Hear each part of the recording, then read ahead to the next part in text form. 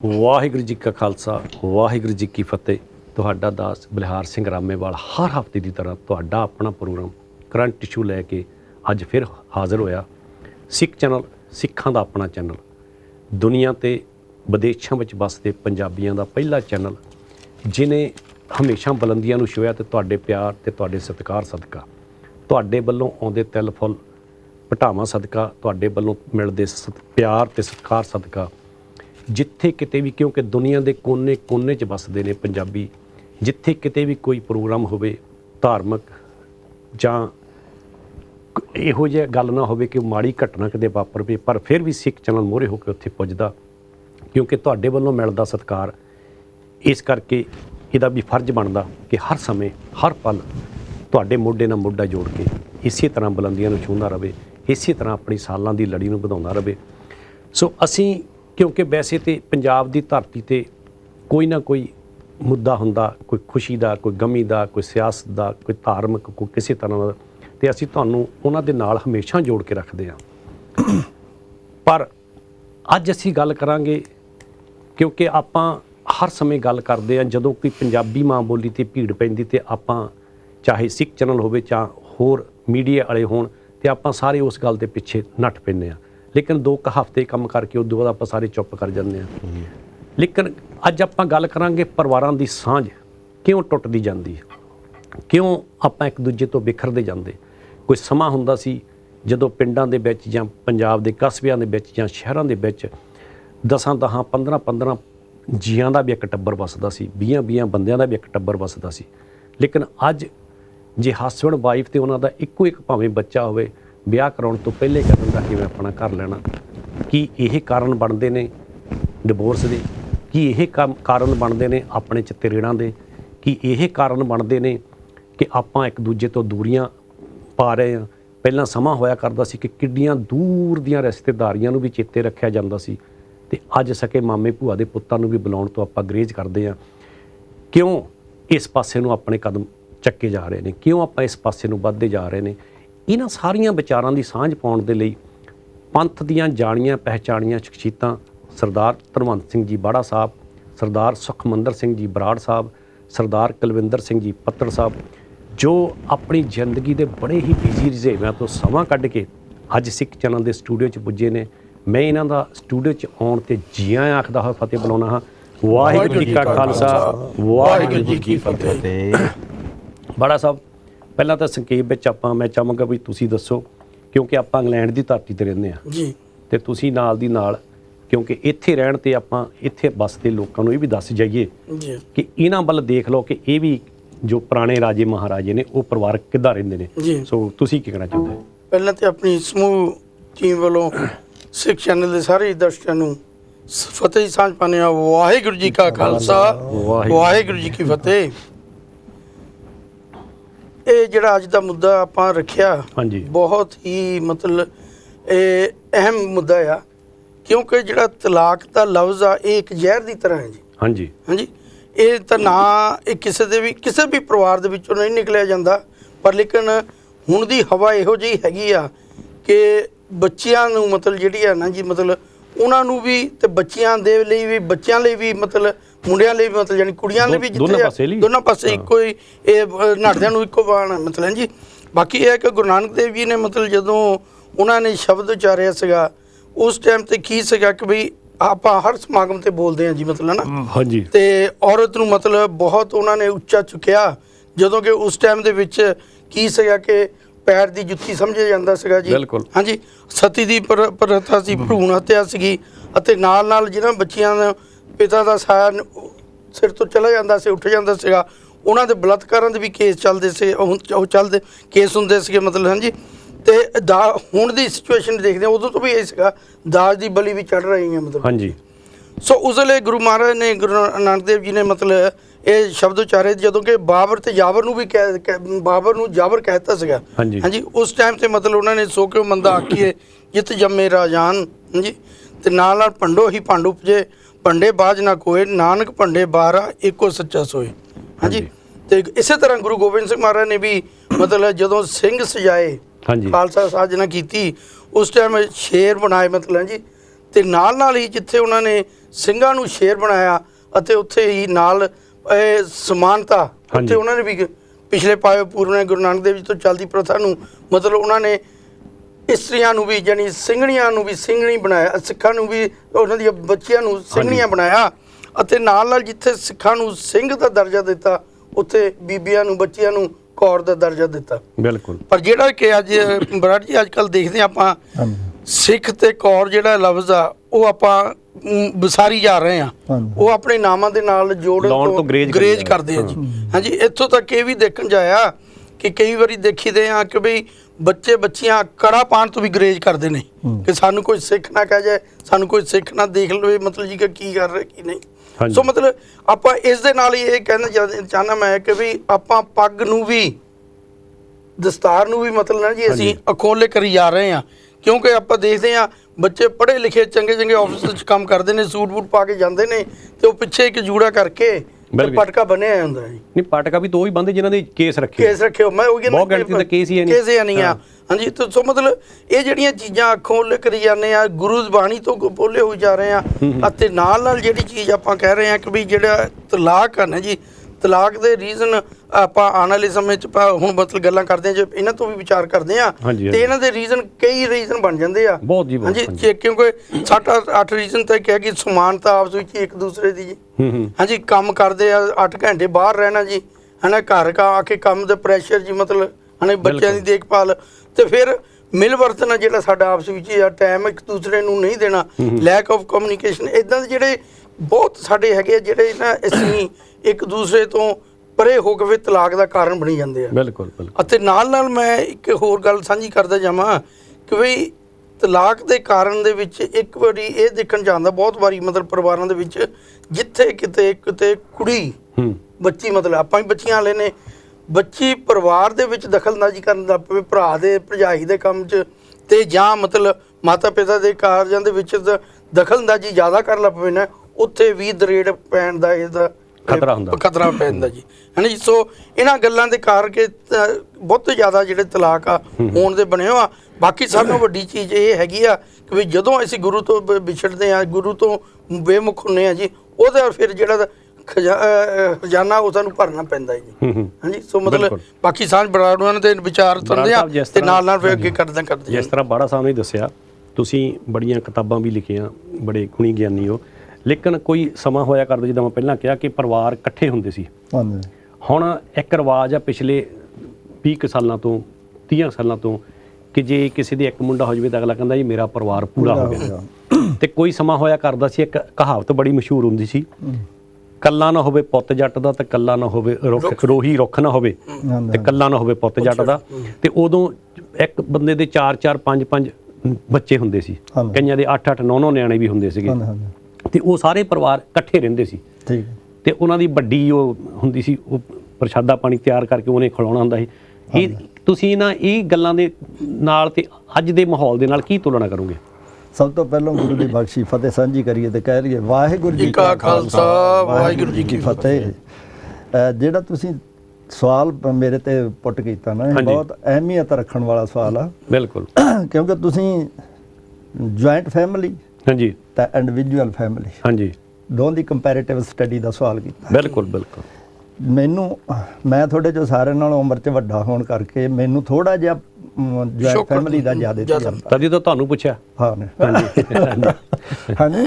ਤੇ ਜਿਸ ਵੇਲੇ ਜੁਆਇੰਟ ਫੈਮਿਲੀ ਹੁੰਦੀ ਸੀ ਨਾ, ਇੱਕ ਜਿਹੜੀ ਸਾਂਝ ਹੈ ਜ਼ਿੰਦਗੀ ਦੀ, ਕਿਚਨ ਦੀ ਸਾਂਝ ਮੰਨੀ ਜਾਂਦੀ। ਬਿਲਕੁਲ। ਹਾਂਜੀ, ਤਵੀ ਹੁੰਦੀ ਸੀ ਜਿਸ ਤਰ੍ਹਾਂ ਆਪਣਾ ਟੇਬਲ ਆ, ਤਵੀ ਦੇ ਉੱਤੇ ਰੋਟੀਆਂ ਪੱਕਦੀਆਂ ਹੁੰਦੀਆਂ ਸੀ। ਮੈਂ ਆਪਣੇ ਪਰਿਵਾਰ ਦੀ ਆਪ ਗੱਲ ਕਰਦਾ। ਹੈ ਤਾਂ ਇੱਕ ਬੀਬੀ ਜਿਹੜੀ ਸੀਗੀ ਉਹ ਰੋਟੀਆਂ ਲਾਉਂਦੀ ਸੀ, 2-3 ਲਾਉਂਦੀਆਂ ਸੀ ਤੇ ਇੱਕ ਵਰਤਾਉਂਦੀ ਸੀ, ਇੱਕ ਚੋਪੜਦੀ ਸੀ ਤੇ ਸਾਰਿਆਂ ਨੂੰ ਬਰਾਬਰ ਦਾ ਘਿਓ ਪਾ ਕੇ, ਬਰਾਬਰ ਦੀ ਦਾਲ ਸਬਜ਼ੀ ਪਾ ਕੇ, ਹੈ ਨਾ, ਕਿਸੇ ਨੇ ਜੇ ਵੱਧ ਖਾਣਾ ਸੀ ਤਾਂ ਬਾਅਦ ਚ ਮੰਗ ਲੈਂਦਾ ਸੀ। ਪਰ ਉੱਥੇ ਇੱਕ ਜਿਹੜੀ ਸਾਂਝ ਸੀ ਨਾ, ਉਹ ਪਿਆਰ ਵਧਾਉਣ ਵਾਲੀ ਸਾਂਝ ਸੀ। ਤੇ ਜਿਹੜੀ ਪਿਆਰ ਵਾਲੀ ਸਾਂਝ ਸੀ ਨਾ, ਉਹ ਸਮੇਂ ਦੇ ਦੌਰ ਦੇ ਨਾਲ ਟੁੱਟਦੀ ਜਾ ਰਹੀ ਹੈ। ਹਨੇ ਕਿਉਂਕਿ ਉਦੋਂ ਜਿਹੜਾ ਸਾਂਝ ਸੀਗੀ ਇਸ ਕਰਕੇ ਸੀ ਕਿ ਉਹਨਾਂ ਦੇ ਕੋਲੇ ਇੱਕ ਨੌਕਰੀਆਂ ਵਾਲਾ ਸਾਧਨ ਨਹੀਂ ਸੀ ਤੇ ਪਿੰਡਾਂ ਦੇ ਵਿੱਚ ਸਾਂਝ ਚੱਲ ਰਹੀ ਸੀ। ਪਿੰਡਾਂ ਦੇ ਵਿੱਚ ਜਿਹੜਾ ਜ਼ਿਮੀਂਦਾਰ ਸੀ ਉਹ ਖੇਤੀ ਕਰਦਾ ਸੀ, ਮਿਸਤਰੀ ਸਿੰਘ ਜਿਹੜੇ ਹੁੰਦੇ ਸੀਗੇ ਉਹ ਉਹਨਾਂ ਦੇ ਕਈ ਕੁਹਾੜੇ ਜਿਹੜੇ ਸੰਦ ਸੀ ਉਹ ਤਿੱਖੇ ਕਰਦੇ ਸੀ, ਜਿਹੜੇ ਦਰਜੀ ਸਿੰਘ ਸੀ ਉਹਨਾਂ ਦੇ ਕੱਪੜੇ ਸਿਉਂਦੇ ਹੁੰਦੇ ਸੀ ਹਨੇ। ਤੇ ਪਿੰਡਾਂ ਦੇ ਵਿੱਚ ਰਹਿਣ ਕਰਕੇ ਉਹਨਾਂ ਦਾ ਜਿਹੜਾ ਆਪਸੀ ਭਾਈਚਾਰਾ ਵੀ ਪਿਆਰ ਨਾਲ ਰਹਿੰਦਾ ਸੀ। ਬਿਲਕੁਲ ਬਿਲਕੁਲ ਭਾਈਚਾਰਕ ਸਾਂਝ ਬਣੀ ਸੀ, ਭਾਈਚਾਰਕ ਸਾਂਝ ਸੀਗੀ। ਲੇਕਿਨ ਸਮੇਂ ਦੀ ਚਾਲ ਦੇ ਨਾਲ ਕਿਉਂਕਿ ਲੋਕਾਂ ਦੀ ਗਿਣਤੀ ਪਾਪੂਲੇਸ਼ਨ ਵੱਧ ਰਹੀ, ਜੇ ਤੁਸੀਂ ਆਪੇ ਹੀ ਦੱਸੇ ਕਿਸੇ ਦੇ 4 ਪੁੱਤ ਹੁੰਦਾ ਹੀ ਕਿਤੇ। ਹਾਂਜੀ ਬਿਲਕੁਲ ਬਿਲਕੁਲ। ਲੋਕਾਂ ਨੂੰ ਨੌਕਰੀ ਦੀ ਤਲਾਸ਼ ਵਿੱਚ ਲੋਕ ਨਿਕਲ ਪਏ। ਹਾਂਜੀ ਜਿਵੇਂ ਜਿਵੇਂ ਨੌਕਰੀ ਦੀ ਤਲਾਸ਼ ਵਿੱਚ ਨਿਕਲ ਪਏ, ਕੋਈ ਫੌਜੀ ਹੋ ਗਿਆ, ਕੋਈ ਮਿਲਟਰੀ 'ਚ ਆਪਣੇ ਦੂਸਰੇ ਪੁਲਿਸ 'ਚ ਹੋ ਗਿਆ, ਉਹਨਾਂ ਦੀਆਂ ਡਿਊਟੀਆਂ ਘਰਾਂ ਤੋਂ ਬਾਹਰ ਜਾਣ ਲੱਗ ਪਈਆਂ। ਹਾਂਜੀ ਹਨੇ। ਤੇ ਉਹਦੇ ਨਾਲ ਕੀ ਹੋਇਆ, ਜਿਹੜੀਆਂ ਫੈਮਿਲੀ ਦੇ ਵਿੱਚ ਤਰੇੜਾਂ ਆਉਣ ਲੱਗ ਪਈਆਂ।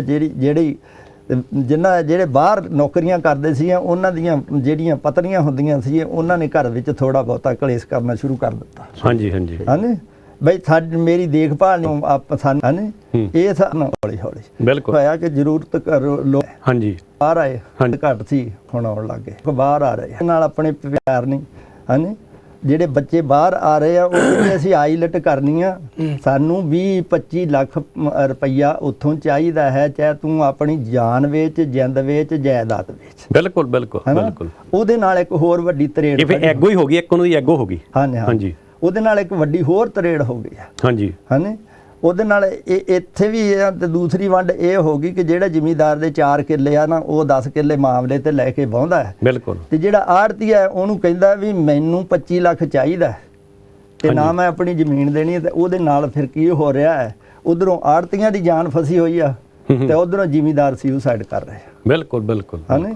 ਸੋ ਜਿਹੜੀਆਂ ਇਹ ਤਰੇੜਾਂ ਇਹ ਬੈਕਗਰਾਉਂਡ ਤੇ ਜਾਂਦੀਆਂ, ਆਪਣੇ ਮੁਲਕ ਦੀ ਗੱਲ ਕਰਦੇ ਆ। ਲੇਕਿਨ ਜਿਹੜੀ ਇੱਥੋਂ ਦੀ ਗੱਲ ਹੈਗੀ ਆ, ਇੱਥੋਂ ਜਿੱਦਾਂ ਬਾੜਾ ਸਾਹਿਬ ਨੇ ਕਿਹਾ ਗੁਰੂ ਨਾਨਕ ਦੇਵ ਜੀ ਨੇ ਬਰਾਬਰਤਾ ਦੇ ਹੱਕ ਦਿੱਤੇ ਆ। ਬਿਲਕੁਲ। ਲੇਕਿਨ ਜੇ ਅੱਜ ਗੁਰੂ ਨਾਨਕ ਦੇਵ ਜੀ ਇਸ ਦੁਨੀਆ ਤੇ ਆ ਕੇ ਦੇਖਣ ਤੇ ਮੈਨੂੰ ਲੱਗਦਾ ਹੈ ਵੀ ਉਹ ਸੋਚਣਗੇ ਬਈ ਮੈਂ ਚਲੋ ਡੈਸ਼ ਹਾਂਜੀ ਨਹੀਂ ਕਹਿ ਦੇਣੀ ਚਾਹੀਦੀ ਜਿਹੜੀ ਮਤਲਬ ਜਿਹੜੇ ਹਾਲਾਤ ਆ ਹਾਲਾਤਾਂ ਨੂੰ ਦੇਖ ਕੇ ਹਨਾ। ਬਿਲਕੁਲ ਠੀਕ ਹੈ ਕਿ ਨਹੀਂ। ਉਹਨਾਂ ਨੇ ਬਰਾਬਰਤਾ ਦੇ ਹੱਕ ਇਸ ਕਰਕੇ ਦਿੱਤੇ ਸੀ ਕਿਉਂਕਿ ਕਿਸੇ ਧਰਮ ਦੇ ਵਿੱਚ ਵੀ ਔਰਤ ਨੂੰ ਬਰਾਬਰਤਾ ਦਾ ਹੱਕ ਨਹੀਂ ਸੀ। ਹਾਂਜੀ ਕਿਤੇ ਬੁਰਕੇ ਦਾ, ਹਾਂਜੀ ਕਿਤੇ ਸਤੀ ਦੀ ਰਸਮ ਚੱਲਦੀ ਸੀ। ਬਿਲਕੁਲ ਹਾਂਜੀ। ਜਿਹੜੀਆਂ ਇਹ ਦੋਨੇ ਚੀਜ਼ਾਂ ਸੀਗੀਆਂ ਬਹੁਤ ਸੀ। ਬਰਾਬਰ ਦੇ ਇਖਤਿਆਰ, ਵੋਟ ਪਾਉਣ ਦਾ ਇਖਤਿਆਰ ਤਾਂ ਹੁੰਦਾ ਹੀ ਨਹੀਂ ਸੀ। ਹਾਂਜੀ ਹਾਂਜੀ ਸਮਝੇ ਨਾ। ਬਿਲਕੁਲ। ਇਸ ਕਰਕੇ ਜਿਹੜਾ ਹੁਣ ਇੱਥੇ ਬਾਹਰ ਆਉਣ ਦੇ ਨਾਲ ਆ ਜਿਹੜਾ ਡਿਵੋਰਸ ਸਿਸਟਮ ਆ, ਹਰ ਇੱਕ ਬੰਦਾ ਆਪਣੇ ਆਪ ਤੇ ਡਿਪੈਂਡੈਂਟ ਆ, ਉਹ ਕਿਸੇ ਤੇ ਡਿਪੈਂਡੈਂਟ ਨਹੀਂ। ਬਿਲਕੁਲ ਬਿਲਕੁਲ। ਲੇਕਿਨ ਜਿਹੜਾ ਇੰਡੀਆ ਦੇ ਵਿੱਚ ਸੀ ਪਹਿਲਾਂ ਉਹ ਇੱਕ ਬੰਦਾ ਹੁੰਦਾ ਸੀ ਬਜ਼ੁਰਗ ਜਿਹੜਾ ਹੈੱਡ ਹੁੰਦਾ ਸੀ। ਹਾਂਜੀ ਹਨੇ। ਉਹ ਹੈੱਡ ਕੋਲ ਸਾਰੀ ਮਾਇਆ ਆਉਂਦੀ ਸੀ ਤੇ ਉਹ ਹਰ ਇੱਕ ਨੂੰ ਵੰਡਵੇਂ ਪੈਸੇ ਦਿੰਦਾ ਸੀ। ਬਿਲਕੁਲ ਬਿਲਕੁਲ ਹਨੇ। ਲੇਕਿਨ ਹੁਣ ਇਹ ਹੋ ਗਿਆ ਕਿ ਤੂੰ ਆਪਣੇ ਥਾਂ ਕੰਮ ਕਰਦਾ ਤੇ ਇਹ ਆਪਣੇ ਥਾਂ ਕੰਮ ਕਰਦਾ, ਘਰ ਵਾਲੀਆਂ ਆਪਣੇ ਥਾਂ ਕਰਦੇ ਆ। ਉਹ ਕਹਿੰਦੇ ਮੇਰਾ ਪੈਸਾ ਮੇਰਾ ਪੈਸਾ, ਤੇਰਾ ਪੈਸਾ ਤੇਰਾ ਪੈਸਾ। ਬਿਲਕੁਲ। ਜਿਹੜੇ ਬਿੱਲ ਦੇਣੇ ਤੂੰ ਦੇਣੇ, ਮੈਂ ਦੇਣਾ। ਹਾਂਜੀ ਹਾਂਜੀ। ਸੋ ਇਹਨਾਂ ਗੱਲਾਂ ਕਰਕੇ ਜਿਹੜੀਆਂ ਨਾ ਸਮੇਂ ਦੇ ਨਾਲ ਇਹ ਤਰੇੜਾਂ ਵੱਧਦੀਆਂ ਜਾ ਰਹੀਆਂ। ਭਲਵਾਨ ਜੀ ਜਿਸ ਤਰ੍ਹਾਂ ਬਰਾੜ ਸਾਹਿਬ ਨੇ ਆ ਐਂਡ ਤੇ ਆਣ ਕਿਹੜੀ ਗੱਲ ਕੀਤੀ ਆ ਕੀ ਇੱਕ, ਕਿਉਂਕਿ ਆਪਾਂ ਜੇ ਗੱਲ ਕਰੀਏ ਬਾਹਰ ਦੇ ਮੁਲਕਾਂ ਦੀ, ਪੰਜਾਬ ਤੋਂ ਜੇ ਆਪਾਂ ਬਾਹਰ ਉੱਠੀਏ ਜਾਂ ਭਾਰਤ ਤੋਂ ਬਾਹਰ ਆਈਏ, ਇੱਥੇ ਆਪਾਂ ਬੈਠੇ ਜਿੱਦਾਂ ਬਰਾੜ ਸਾਹਿਬ ਨੇ ਕਿ ਆਪਾਂ ਹਸਬੈਂਡ ਵਾਈਫ ਦੋਨੇ ਕੰਮ ਕਰਦੇ। ਸਾਰੀਆਂ ਫੈਮਿਲੀ 'ਚ ਨਹੀਂ ਕਰਦੇ ਲੇਕਿਨ 95% ਹਸਬੈਂਡ ਵਾਈਫ ਇੱਥੇ ਕੰਮ ਹੀ ਕਰਦੇ ਆ। ਕੀ ਉਹਨਾਂ ਦੇ ਬੱਚੇ, ਕਿਉਂਕਿ ਕਈ ਵਾਰੀ ਹਸਬੈਂਡ ਵਾਈਫ ਦੋਨੇ ਦਿਨਾਂ ਨੂੰ ਹੀ ਕੰਮ ਕਰਦੇ ਆ ਤੇ ਬੱਚਿਆਂ ਨੂੰ ਪਤਾ ਹੁੰਦਾ ਕਿ ਸਾਡੇ ਮਾਂ ਪਿਓ ਨੇ 7 ਵਜੇ ਘਰ ਆਉਣਾ ਜਾਂ 8 ਵਜੇ ਆਉਣਾ, ਉਹ ਘੰਟਾ ਕੁ ਪਹਿਲਾਂ ਆ ਜਾਂਦੇ। ਉਦੋਂ ਪਹਿਲਾਂ ਉਹ ਕੀ ਕਰਦੇ ਕਿਸੇ ਨੂੰ ਨਹੀਂ ਪਤਾ। ਕਈ ਵਾਰੀ ਇਦਾਂ ਹੁੰਦੀ ਕਿ ਇੱਕ ਪਰਿਵਾਰ ਦੇ ਵਿੱਚ ਹਸਬੈਂਡ ਦਿਨ ਨੂੰ ਕੰਮ ਤੇ ਜਾਂਦਾ ਜਾਂ ਵਾਈਫ ਦਿਨ ਨੂੰ ਜਾਂਦੀ ਤਾਂ ਹਸਬੈਂਡ ਰਾਤ ਨੂੰ ਜਾਂਦਾ ਤੇ ਉਹ ਇੱਕ ਨੂੰ ਫਿਰ ਸੌਣਾ ਵੀ ਹੁੰਦਾ। ਕੀ ਉਹਨਾਂ ਦੇ ਬੱਚੇ ਜ਼ਿਆਦਾ ਇਸ ਪਾਸੇ ਨੂੰ ਕਦਮ ਚੁੱਕਦੇ ਜਾਂ ਇਹ ਆਮ ਆ? ਇਹ ਸਭ ਤੋਂ ਪਹਿਲਾਂ ਰਾਮੇਲ ਸਾਹਿਬ ਜੋ ਵੀ ਆਪਾਂ ਨੂੰ ਇਸ ਟਾਈਮ ਸਿੱਖ ਚੈਨਲ ਤੇ ਸੁਣ ਰਿਹਾ ਤੇ ਦੇਖ ਰਿਹਾ, ਸਭ ਨੂੰ ਵਾਹਿਗੁਰੂ ਜੀ ਕਾ ਖਾਲਸਾ ਵਾਹਿਗੁਰੂ ਜੀ ਕੀ ਫਤਿਹ। ਤੁਸੀਂ ਤਿੰਨੇ ਭਰਾ ਮੇਰੇ ਨਾਲ ਸਿਆਣੇ ਤੇ ਬਹੁਤ ਸੋਹਣੇ ਤਿੰਨਾਂ ਭਰਾਵਾਂ ਨੇ ਵਿਚਾਰ ਦਿੱਤੇ ਆ। ਬਹੁਤ ਜਿੱਦਾਂ ਇਹ ਮੁੱਦਾ ਇਹ ਤੁਸੀਂ ਰੱਖਿਆ, ਬਹੁਤ ਸੜਾਗਾ ਜੋ ਕਦਮ ਤੁਸੀਂ ਚੁੱਕਿਆ ਹੈ, ਜਿੱਦਾਂ ਮੈਂ ਆਪ ਜੀ ਦਾ ਤਹਿ ਦਿਲ ਤੋਂ ਧੰਨਵਾਦ ਵੀ ਕਰਦਾ। ਇੱਥੇ ਹੈ ਨਾ ਮੇਨ ਚੀਜ਼, ਜਿੱਦਾਂ ਤੁਸੀਂ ਕੰਮ ਤੋਂ ਬਿਨਾਂ ਸਰਦਾ ਨਹੀਂ। ਹਾਂਜੀ ਉਹ ਕਰਨਾ ਹੀ ਪੈਂਦਾ। ਬਿਲਕੁਲ ਬਿਲਕੁਲ। ਚਾਹੇ ਉਹ ਵਾਈਫ ਹੈ ਚਾਹੇ ਹਸਬੈਂਡ ਆ, ਕਿਉਂਕਿ ਘਰ ਦੇ ਵਿੱਚ ਜਦੋਂ ਆਪਾਂ ਘਰ ਲੈਣਾ ਹੁੰਦਾ ਉਹਦੀ ਮੋਰਗੇਜ, ਬਿਲਕੁਲ, ਫਿਰ ਕੋਈ ਬਿੱਲ ਆਉਣੇ, ਹਾਂਜੀ, ਫਿਰ ਕੋਈ ਆਪਣਾ ਭਾਈਚਾਰਕ ਸਾਂਝ ਆ, ਕੋਈ ਸੱਜਣਤਾਈ, ਕੋਈ ਮਿੱਤਰਤਾ, ਕੋਈ ਰਿਸ਼ਤੇਦਾਰੀ ਆ, ਦਿਨ ਸੁੱਧ ਕਰਨਾ, ਉੱਥੇ ਵੀ ਪਹੁੰਚਣਾ ਹੁੰਦਾ। ਬਿਲਕੁਲ। ਤੇ ਜਿੱਦਾਂ ਇਹ ਕੁਦਰਤ ਨੂੰ ਰੱਖ ਲਓ, ਜਿੱਦਾਂ ਜੇ ਤਾਂ ਤੁਹਾਡੇ ਕੋਈ ਕਰਮ ਚੰਗੇ ਆ, ਕਿਸਮਤ ਚੰਗੀ ਆ, ਤਾਂ ਬੱਚਾ ਤੁਹਾਡਾ ਵਧੀਆ ਤਰੀਕੇ ਨਾਲ ਰਿਸਪੈਕਟ ਮਾਤਾ ਪਿਤਾ ਦੀ ਵੀ ਕਰਦਾ ਤਾਂ ਆਪਣੀ ਵੀ ਕਰਾਉਂਦਾ ਵਾ। ਹਾਂਜੀ। ਤੇ ਜਿਹੜੀ ਤੁਸੀਂ ਗੱਲ ਕਹੀ ਆ ਵੀ ਜਿੱਦਾਂ ਜਦੋਂ ਬੱਚਾ ਘੰਟਾ ਖੰਡ ਪਹਿਲਾਂ ਆਉਂਦਾ, ਉਹ ਕੋਈ ਏਡੀ ਵਧੀਆ ਸੋਚ ਨਹੀਂ ਵੀ ਇੱਕ ਤੁਸੀਂ ਕਿਸੇ ਨੂੰ ਧੋਖਾ ਦੇਣਾ ਜਾਂ ਧੋਖੇ ਦੇ ਵਿੱਚ ਰੱਖਣਾ। ਬਿਲਕੁਲ ਬਿਲਕੁਲ। ਇੱਥੇ ਮੈਨੂੰ ਇੱਕ ਗੱਲ ਹੁਣ ਦੇਖ ਲਓ ਵੀ ਗੁਰਦੇਵ ਪਿਤਾ ਗੁਰਦੇਵ ਮਾਤਾ, ਹਾਂਜੀ, ਜਿਹੜਾ ਮਾਤਾ ਪਿਤਾ ਜਿਹਦਾ ਮਤਲਬ ਜਿਹੜਾ ਜਿਸ ਬੱਚੇ ਨੇ ਹਨਾ ਇਹ ਸੰਸਾਰ ਦੇ ਉੱਤੇ ਆਪਣੀਆਂ ਸਾਰੀਆਂ ਖੁਸ਼ੀਆਂ ਲੈਣੀਆਂ, ਉਹ ਮਾਤਾ ਪਿਤਾ ਦੀ ਉਹਨੂੰ ਰਿਸਪੈਕਟ ਕਰਨੀ ਪੈਣੀ। ਬਿਲਕੁਲ। ਜੇ ਹੁਣ ਆਪਣੇ ਮਾਤਾ ਪਿਤਾ ਜੀ ਸੀਗੇ, ਉਹਨਾਂ ਨੇ ਕੋਈ ਚੰਗੇ ਕਰਮ ਕੀਤੇ ਸੀ ਤਾਂ ਆਪਣਾ ਜਨਮ ਹੋਇਆ ਵੀਰ। ਹਾਂਜੀ। 84 ਲੱਖ ਕਹਿ ਦੇਣਾ ਸੌਖਾ, ਬਿਲਕੁਲ, ਆਪਾਂ ਵੀ ਕਹਿ ਦਿੱਤਾ ਇਹ 84 ਲੱਖ, ਪਤਾ ਨਹੀਂ ਕਿੰਨਾ ਸਮਾਂ ਲੱਗ ਜਾਂਦਾ ਜੂਨ ਭੁਗਤਣ ਨੂੰ। ਤੇ ਮਹਾਰਾਜ ਸੱਚੇ ਪਾਤਸ਼ਾਹ ਨੇ ਇਹ ਇੱਕ ਉੱਤਮ ਜੂਨ ਦਿੱਤੀ ਆ ਜੋ ਆਪਾਂ ਨੂੰ ਮਨੁੱਖਤਾ ਦੀ। ਤੇ ਇਹਦੇ ਵਿੱਚ ਰਹਿ ਕੇ ਜੇ ਹੁਣ ਤੁਸੀਂ ਮੈਨੂੰ ਇੱਕ ਮੇਰਾ ਵੀਰ ਦੇਖੋ ਵੀ ਜੇ ਹੁਣ ਮਾਤਾ ਪਿਤਾ ਦੇ ਨਾਲ ਹੀ ਧੋਖਾ ਕਰਨਾ ਤਾਂ ਬਾਹਰ ਹੋਰ ਕਿਸੇ ਨਾਲ ਕੀ ਕਰਦੇ ਹੋਣਗੇ ਬੱਚੇ ਉਹ। ਬਿਲਕੁਲ ਬਿਲਕੁਲ। ਨੰਬਰ 2, ਸਕੂਲ ਦੀ ਪੜ੍ਹਾਈ ਰੱਖ ਲਾ, ਟੈਲੀਵਿਜ਼ਨ ਰੱਖ ਲਾ, ਬਾਹਰ ਰੋਡਾਂ ਦਾ ਜਾਂ ਆਪਣੇ ਸ਼ੌਪਿੰਗ ਸੈਂਟਰ ਜਿੱਥੇ ਜੋ ਬੱਚਾ ਦੇਖਦਾ ਜ਼ਿਆਦਾ ਉਹਦੀ ਉਹ ਕਾਪੀ ਕਰਦਾ। ਕਿਉਂ ਮਾਤਾ ਪਿਤਾ ਹੁਣ ਜਿਹੜਾ ਬੰਦਾ ਹਾਰਡ ਵਰਕਰ ਆ, ਮੈਨੂੰ ਰੱਖ ਲਾ ਮੈਂ ਫੌਂਡੀ ਦੇ ਵਿੱਚ ਕੰਮ ਕਰਦਾ, ਤੇ ਜੇ ਹੁਣ ਆ ਕੇ ਮੈਂ ਆਰਾਮ ਨਹੀਂ ਕਰਨਾ, ਮੇਰੇ ਥੋੜਾ ਜਿਹਾ ਕਸੂਰ, ਚਲੋ ਇੱਕ ਕਸੂਰ ਨਹੀਂ, ਤੁਹਾਡੇ ਕਰਮਾਂ ਦੀ ਵੀ ਗੱਲ ਆ ਜਾਂਦੀ। ਕਈ ਵਾਰੀ ਮਾਤਾ ਪਿਤਾ ਕੋਲ ਟਾਈਮ ਨਹੀਂ ਹੁੰਦਾ ਬੱਚੇ ਨੂੰ ਦੇਣ। ਬਿਲਕੁਲ ਬਿਲਕੁਲ ਬਿਲਕੁਲ। ਕਈ ਵਾਰੀ ਬੱਚੇ ਕੋਈ ਹੁਣ ਕਿਸੇ ਕੋਲ ਟਾਈਮ ਹੈਗਾ, ਕਿਸੇ ਕੋਲ ਨਹੀਂ, ਕਈ ਬੱਚੇ ਉਦਾਂ ਬਹੁਤ ਸਮਝਦਾਰ ਆ, ਤੇ ਕਈਆਂ ਨੂੰ ਤੂੰ ਜਿੰਨਾ ਮਰਜ਼ੀ ਸਮਝਾ ਲਾ, ਭਾਵੇਂ ਸਕੂਲੇ ਪੰਜਾਬੀ ਪੜ੍ਹਨ ਵੀ ਲਾ ਲਾ ਤਾਂ ਵੀ ਉਹਨਾਂ ਨੇ ਨਹੀਂ। ਕੁਦਰਤ ਦੀ ਖੇਡ ਹੈ, ਰੱਬ ਦੀ ਉਹਦੀ ਮੌਜ ਹੈ, ਸੱਚੇ ਸਤਿਗੁਰੂ ਸੱਚੇ ਪਾਤਸ਼ਾਹ ਜਿਹਦੇ ਬੱਚੇ ਸਹੀ ਕਰਨੇ ਸਹੀ ਕਰਨੇ, ਉਹਦੀ ਮੌਜ ਹੈ। ਇਹ ਕਿਸੇ ਨੂੰ ਆਪਾਂ ਬਲੇਮ ਨਹੀਂ ਦਿੰਦੇ, ਸਾਰੇ ਬੱਚੇ ਤੇ ਸਾਰੇ ਪੇਰੈਂਟਸ ਸਤਿਕਾਰਯੋਗ ਹੈ। ਹਾਂਜੀ। ਜਿੱਦਾਂ ਤੁਸੀਂ ਗੱਲ ਕੀਤੀ ਵੀ ਆਪਾਂ ਇਕੱਠੇ ਰਹਿਣ ਦੀ, ਮੈਨੂੰ ਇਹ ਗੱਲ ਚੇਤੇ ਆਉਂਦੀ ਹੈ ਵੀ ਜਿੱਦਾਂ ਇਹ ਬਰਾੜ ਸਾਹਿਬ ਨੇ ਉਹਨਾਂ ਨੇ ਕਿਹਾ ਵੀ ਪਰਿਵਾਰ ਦਾ ਇੱਕ ਮੁਖੀ ਉਹ ਘਰ ਨੂੰ ਚਲਾਉਂਦਾ ਸੀ। ਹਾਂਜੀ। ਤੇ ਤੂੰ ਮੇਰਾ ਵੀਰ ਅੱਜ ਤੋਂ 30 ਸਾਲ ਦੀ ਤੁਸੀਂ ਗੱਲ ਕੀਤੀ ਆ, ਅੱਜ ਤੋਂ 30-35 ਸਾਲ ਪਿੱਛੇ ਚਲ ਜਾ। ਹਾਂਜੀ। ਜਦੋਂ ਆਪਾਂ ਪਿੰਡਾਂ ਦੇ ਵਿੱਚ ਸੀਗੇ ਤੇ ਕਣਕ ਤੇ ਮੱਕੀ ਦੋ ਫਸਲਾਂ ਕੱਢਦੇ ਪਿੰਡ ਦੇ ਵਿੱਚ। ਜੇ ਕੋਈ ਗੱਲਬਾਤ ਹੁੰਦੀ ਹੈ, ਪਿੰਡ ਦਾ ਮੁਖੀ ਆ ਕੇ, ਪਿੰਡ ਦਾ ਕੋਈ ਸੂਝਵਾਨ ਬੰਦਾ ਪੜ੍ਹਿਆ ਲਿਖਿਆ, ਉਹਨਾਂ ਜ਼ਮਾਨੇ ਜਿਹੜਾ ਕੋਈ ਬੰਦਾ ਸੀਗਾ, 4 ਬੰਦੇ ਜਿੱਦਾਂ ਜਿਹਨੂੰ ਸਤਿਕਾਰ ਕਰਦੇ ਸੀ ਜਾਂ ਜਿਸ ਬੰਦੇ ਕੋਲ ਨੌਲੇਜ ਸੀ, ਉਹ ਬੰਦਾ ਪਿੰਡ ਦੇ ਵਿੱਚ ਕਿਸੇ ਪਰਿਵਾਰ ਨੂੰ ਇੱਕ ਗੱਲ ਕਹਿ ਦੇਵੇ ਇੱਥੇ ਆਪਾਂ ਕਰਨਾ ਆ, ਉਹ ਸਾਰਾ ਪਿੰਡ ਮੰਨ ਜਾਂਦਾ ਸੀ। ਬਿਲਕੁਲ ਮੰਨਦਾ ਸੀ। ਹਾਂਜੀ। ਹੁਣ ਆਪਣੇ ਪਰਿਵਾਰ ਦੇ ਵਿੱਚ ਇੱਕ ਆਪਣੇ ਮੈਂਬਰ ਨੂੰ ਕਹਿ ਕੇ ਦੇਖ ਲੈ, ਭਾਈ ਇੱਦਾਂ ਇੱਦਾਂ ਕਰ ਲਈ, ਨਹੀਂ ਬਣਾਉਣ ਨੂੰ ਤਿਆਰ। ਅਗਲੇ ਕਹਿੰਦੇ ਤੂੰ ਆਪਣੀ ਸਲਾਹ ਆਪਣੇ ਕੋਲ ਰੱਖ, ਤੇਰੇ ਨਾਲ ਮੈਨੂੰ ਨੌਲੇਜ ਆਦੀ। ਬਿਲਕੁਲ ਬਿਲਕੁਲ। ਇਹਦਾ ਕਾਰਨ ਇਹ ਆ, ਪਹਿਲੀ ਗੱਲ ਤਾਂ ਹੁਣ ਘਰਾਂ ਦੇ ਵਿੱਚ ਤੂੰ ਦੇਖ ਲੈ ਮੋਬਾਈਲ ਫੋਨ ਆ, ਤੁਸੀਂ ਵੀ ਤੇ ਮੈਂ ਵੀ। ਜਦੋਂ ਆਪਾਂ ਇੰਡੀਆ ਤੋਂ ਆਊਟ ਆਫ ਕੰਟਰੀ, ਚਾਹੇ ਕੈਨੇਡਾ, ਚਾਹੇ ਅਮਰੀਕਾ, ਚਾਹੇ ਹਾਲੈਂਡ, ਚਾਹੇ ਯੂਰਪ, ਚਾਹੇ ਜਿੱਥੇ ਵੀ ਕਰਨਾ, ਤੇ ਤੈਨੂੰ 5-6 ਘੰਟੇ ਪਹਿਲਾਂ ਆ ਕੇ ਜਲੰਧਰ ਐਕਸਚੇਂਜ ਦੇ ਵਿੱਚ ਲਿਖਾਉਣਾ ਪੈਂਦਾ ਸੀ ਵੀ ਮੈਂ ਫੋਨ ਕਰਨਾ। ਬਿਲਕੁਲ। ਫਿਰ ਤੈਨੂੰ ਇਹਨਾਂ ਟੈਨਸ਼ਨ ਮੁੱਕ ਜਾਂਦੀ ਸੀ, 5-6 ਘੰਟੇ ਹਾਲੇ ਮੇਰੀ ਵਾਰੀ ਨਹੀਂ ਆਉਣੀ, ਇੰਨਾ ਕਿਉਂ ਲੱਗਾ ਹੁੰਦਾ ਹੈ। ਹਾਂਜੀ। ਤੇ ਆਪਣੀ ਗੱਲ ਹੁੰਦੀ ਮਿੰਟ ਜਾਂ 2-4 ਮਿੰਟ, ਜਿਹੜੀ ਪ੍ਰੋਪਰ ਤੂੰ ਸਹੀ ਗੱਲ ਹੈ, ਜਿਹੜੀ ਤੂੰ ਪਾਏਦਾਰ ਗੱਲ ਹੈ, ਜਿਹੜੀ ਜਿੰਨੀ ਕਰਨੀ ਉਨੀ ਕਰਨੀ, ਪੈਸੇ ਲੱਗਣੇ। ਹਾਂਜੀ ਹਾਂਜੀ। ਹੁਣ ਆ ਮੋਬਾਈਲ ਆ, ਹਾਂਜੀ, ਇਹ ਨਿਆਣੇ ਕੋ ਵੀ ਉੱਪਰ ਆ। ਬਿਲਕੁਲ। ਇੰਟਰਨੈਟ ਆ, ਨਿਆਣੇ ਕੋ ਵੀ ਉੱਪਰ ਆ। ਆਪਾਂ ਤਾਂ ਨਹੀਂ ਚਲਾਉਣੇ, ਉਹਨਾਂ ਨੂੰ ਆਉਂਦੇ ਆ। ਬਿਲਕੁਲ। ਉਹਨਾਂ ਨੇ ਆਪਣੀ ਬੈਡਰੂਮ ਦੇ ਵਿੱਚੋਂ ਥੱਲੇ ਆਪਣੀ ਮਾਂ ਨੂੰ ਫੋਨ ਕਰਨਾ ਜਾਂ ਬਾਜ ਮਾਰਨੀ, ਮਾਂ ਮੈਨੂੰ ਆਹ ਚੀਜ਼ ਚਾਹੀਦੀ ਆ। ਬਿਲਕੁਲ ਬਿਲਕੁਲ। ਕਿੱਥੋਂ ਪਿਆਰ ਆ ਜੂ ਦੱਸ। ਉਹੀ ਤੇ ਜਿਹੜੀ ਤੇਰੀ ਮਾਂ ਸੀ, ਮੇਰੀ ਮਾਂ ਸੀ, ਪਿਛਲੀ ਆਪਣੀਆਂ ਦਾਦੀਆਂ ਬਾਬੀਆਂ ਸੀ, ਬੱਚਿਆਂ ਨਾਲ ਲਾਡ ਕਰਦੀਆਂ ਸੀ, ਦੁੱਧ ਦਿੱਤਾ ਕਰਦਾ ਪੁੱਤ, ਅੱਜ ਸਾਗ ਬਣਿਆ ਪੁੱਤ, ਅੱਜ ਆਹ ਕਰਤਾ ਸੁਣਾਉਣੀਆਂ। ਰਾਤ ਨੂੰ ਸਾਰੇ ਪਰਿਵਾਰ ਨੇ ਚੁੱਲ੍ਹੇ ਦੇ ਆਲੇ ਦੁਆਲੇ ਜਦੋਂ ਬਹਿ ਜਾਣਾ, ਸਾਰਾ ਜੋ ਵੀ ਆ ਤੇਰਾ ਯਾਰ ਆਪਣਾ ਪਰਿਵਾਰ ਨੂੰ ਛੱਡ, ਜਿੰਨੇ ਤੇਰਾ ਆਪਣੇ ਸਾਰੇ ਚਾਚਾ ਜੀ, ਤਾਇਆ ਜੀ, ਪਾਪਾ ਜੀ, ਜਿੰਨੇ ਭਰਾ ਸੀ ਉਹ ਆਪਣੇ ਬਜ਼ੁਰਗ, ਬਾਬਾ ਜੀ, ਦਾਦੀ ਜੀ। ਇੱਕ ਬਾਬਾ ਜੀ ਦਾਦੀ ਨੇ ਕਹਿ ਦੇਣੀ ਗੱਲ ਵੀ ਇਦਾਂ ਸੇ ਨੂੰ ਜਾਂ ਆਹ ਕਰਨਾ ਵੇ, ਇੱਕ ਨੇ ਆਹ ਕਰਨਾ, ਉਹ ਡੰਗਰ ਚਾਲ ਲਿਆ ਵੇ, ਤੂੰ ਪੱਠਾ ਦਿੱਤਾ ਕਰਨਾ। ਕਦੀ ਕਹਿੰਦੇ ਤੂੰ ਬਰਾਂ ਸੁਣਿਆ ਸੀ? ਅਸੀਂ ਚੰਗੇ ਗਰੋ ਹੋ ਗਿਆ, ਜਿੱਦਾਂ ਮਤਲਬ 22 25 ਸਾਲ ਦੇ ਹੋਏ ਜਦੋਂ ਅਸੀਂ ਮਤਲਬ ਫੇਕ ਤੇ ਜਾ ਕੇ ਅਸੀਂ ਜੁਦੇ ਹੋਏ। ਜਿੱਦਾਂ ਕਾਰਨ ਕੀ ਸਰਦਾ ਸੀ, ਕੋਈ ਟੈਨਸ਼ਨ ਨਹੀਂ ਸੀ। ਪਿਤਾ ਜੀ ਆ ਉਹਨਾਂ ਨੇ ਪੱਠਾ ਦਿੱਤਾ ਕਰ ਦਿੱਤਾ, ਚਾਚਾ ਜੀ ਆ ਉਹਨਾਂ ਨੇ ਜਾ ਕੇ ਸ਼ਹਿਰ ਦਾ ਕੰਮ ਕਰਿਆ ਹੁੰਦਾ, ਅਸੀਂ ਸੀਗੇ ਚਾਚੇ ਦੇ ਮੁੰਡੇ ਤੋਂ ਕਿਸੇ ਨੇ ਡੰਗਰ ਚਾਲ ਲਿਆ, ਕਿਸੇ ਨੇ ਪੱਠਾ ਵੱਢ ਲਿਆ। ਕਿਉਂਕਿ ਉਹਦਾ ਕਾਰਨ ਇਹ ਤੁਹਾਨੂੰ ਕੋਈ ਤੁਸੀਂ ਆਪਣੀ ਜਿਹੜੀ ਤੁਹਾਡੀ ਲਾਈਫ ਸੀ ਉਹਨੂੰ ਇੰਨਾ ਬਿਜੀ ਨਹੀਂ ਕੀਤਾ ਸੀ, ਉਹਨੂੰ ਜਿੱਦਾਂ ਮਹਾਰਾਜ ਸੱਚੇ ਪਾਤਸ਼ਾਹ ਦੀ ਕਿਰਪਾ ਦੇ ਨਾਲ ਵਧੀਆ ਤਰੀਕੇ ਨਾਲ ਲਾਈਫ ਨੂੰ ਤੁਸੀਂ ਚਲਾ ਰਹੇ ਸੀ। ਇਸ ਕਰਕੇ ਪਰਿਵਾਰਾਂ ਦੇ ਵਿੱਚ ਉਦੋਂ ਇਕੱਠ ਹੋਣਾ ਸੀਗਾ। ਪ੍ਰਵਾਨ ਜੀ ਜਿਹੜੀ ਤੁਸੀਂ ਗੱਲ ਕਰਦੇ ਉਦੋਂ ਇਹ ਵੀ ਸੀਗੀ, ਜਿੱਦਾਂ 2 ਫਸਲਾਂ ਦੀ ਗੱਲ ਕੀਤੀ ਆ, ਉਦੋਂ ਤੁਸੀਂ ਆਪਾਂ ਤੁਹਾਡੇ ਪੱਤਣਾ ਤੋਂ ਤੁਰ ਪਓ ਜਲੰਧਰ ਤੱਕ, ਕਿੰਨੀਆਂ ਰਾਹ ਜਿਹੜੀ ਜ਼ਮੀਨ ਸੀ ਖਾਲੀ ਪਈ ਸੀ। ਬਿਲਕੁਲ। ਵਾਹੁਣ ਤੋਂ ਬਿਨਾਂ ਪਈਆਂ ਸੀ, ਮੂੰਗਫਲੀ ਬੀਜਦੇ ਸੀ। ਹਾਂ, ਕਿੰਨੀ ਜਾਇਦਾਦ ਸੀ ਪੰਜਾਬ ਦੇ ਵਿੱਚ ਜਿਹੜੀ ਖਾਲੀ ਪਈ ਸੀ। ਅੱਜ ਤੁਸੀਂ ਪੰਜਾਬ ਦੇ ਵਿੱਚ ਝੋਨਾ ਲੱਗਾ ਹੋਵੇ, ਕਣਕ ਲੱਗੀ ਹੋਵੇ, ਜਾਂ ਤੁਸੀਂ ਤੁਰੇ ਗੱਡੀ ਜਾਂਦੇ ਆ, ਤੁਹਾਨੂੰ ਕਿਤੇ ਨਾ 4 ਕਨਾਲ ਜ਼ਮੀਨ ਖਾਲੀ ਨਹੀਂ ਦਿਖਦੀ। ਹਾਂ, ਕੋਈ ਜਿੱਦ ਨਾ ਰੱਖੀ ਉਹ ਤਾਂ ਵੱਖਰੀ ਗੱਲ ਆ, ਟਿੱਬੇ ਲੋਕਾਂ ਨੇ ਬਾਹ ਕੇ ਬੀਜ ਲੈ। ਰਾਮੇਲ ਸਾਹਿਬ ਮੈਨੂੰ ਇੱਕ ਮੌਕਾ ਦਿਓ, ਤੁਹਾਡੀ ਗੱਲ ਬੜੀ ਇਹ ਕਾਬਲੇ ਗੌਰ ਤੇ ਬੜੀ ਪਾਇਦਾਰ ਗੱਲ ਸੀ, ਮੈਨੂੰ ਗੱਲ ਚੇਤੇ ਆ ਗਈ ਆ। ਹਾਂਜੀ, ਜਦੋਂ ਮੈਂ 12 14 15 ਸਾਲ ਦਾ ਸੀ ਨਾ, ਹਾਂਜੀ, ਤੁਸੀਂ ਹਿਸਾਬ ਲਾ ਲਓ ਆਪਾਂ ਪਿੰਡੋਂ ਜਲੰਧਰ ਨੂੰ ਜਾਣਾ ਹੋਵੇ ਤੇ ਵਾਹਵਾ ਫਰਕ ਨਾ 2-4 ਮੀਲ ਤੇ ਪਿੰਡ ਨਜ਼ਰ ਆਉਂਦੇ। ਬਿਲਕੁਲ ਪਿੰਡ, ਹਾਂਜੀ, ਹਾਂਜੀ, ਵਿਸਾਲ ਖਹਿਰੇ ਆ ਗਿਆ ਬਈ, ਕੋਈ ਆ ਗਈ, ਮੰਡਾ ਆ ਗਿਆ, ਫੇ ਆਇਆ ਜਲੰਧਰ ਵਿੱਚ। ਬਿਲਕੁਲ। ਤੇ ਜਦੋਂ ਥੋੜਾ ਜਿਹਾ ਫਰਕ ਨਾ ਜਾਣਾ ਹੋਵੇ, ਤੂੰ ਕਿਦਾਂ ਮਤਲਬ ਜਾਂ ਬੰਗਿਆਂ ਨੂੰ ਜਾਣਾ ਹੋਵੇ ਜਾਂ ਕਿਤੇ ਹੋਰ ਗਾਂਹ ਜਾਣਾ ਹੋਵੇ, ਫੇ ਇਦਾਂ ਹੁੰਦਾ ਸੀ ਕਈ ਵਾਰੀ ਤੂੰ ਭਲੇਖੇ ਨਾਲ ਲੰਘ ਜਾਂਦਾ ਸੀ ਗਰਾਇਆਂ ਨੂੰ ਜਾਂ ਫਗਵਾੜਾ ਲੰਘ ਜਾਣਾ, ਇਦਾਂ ਸੀਗਾ ਫਰਕ।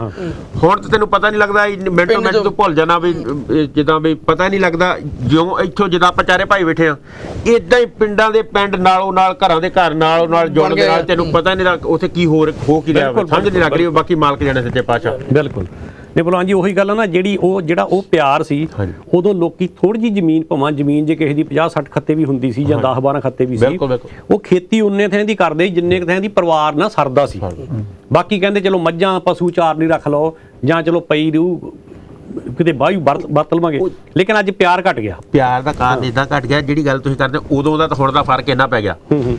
ਮੱਕੀ ਹੋ ਗਈ, ਬਿਲਕੁਲ, ਉਹ ਫਲਾਣਾ ਸੇ ਆ ਜਾ ਬਈ, ਫਲਾਣੇ ਹੈ ਤੂੰ ਵੀ ਆ ਜਾ ਬਈ, ਮੱਕੀ ਆਪਾਂ ਛਲੀਆਂ ਲਿਆ ਬਈ, ਭੁੰਨੀਆਂ ਬਈ। ਹਾਂਜੀ, ਹਾਂਜੀ, ਆਲੇ ਦੁਆਲੇ ਗਵਾਂਢੀ ਵੀ ਇਕੱਠੇ ਹੋ ਗਏ, ਪਰਿਵਾਰ ਤੱਕ ਬਣੇ ਰਹਿ ਗਿਆ। ਮੂੰਗਫਲੀ ਹੋ ਗਈ, ਉਹ ਲਾਂਗੇ ਲਿਆ ਬਈ, 2 ਹੋਲਾ ਕਰ ਲਓ ਬਈ, ਸਾਰੇ ਜੋ ਵੀ ਜਿਹਨੇ ਵੀ ਦੇਖਣਾ ਹੋਲਾ ਬਣ ਰਹੀਆਂ ਉਹ ਆ ਜਾਓ ਬਈ।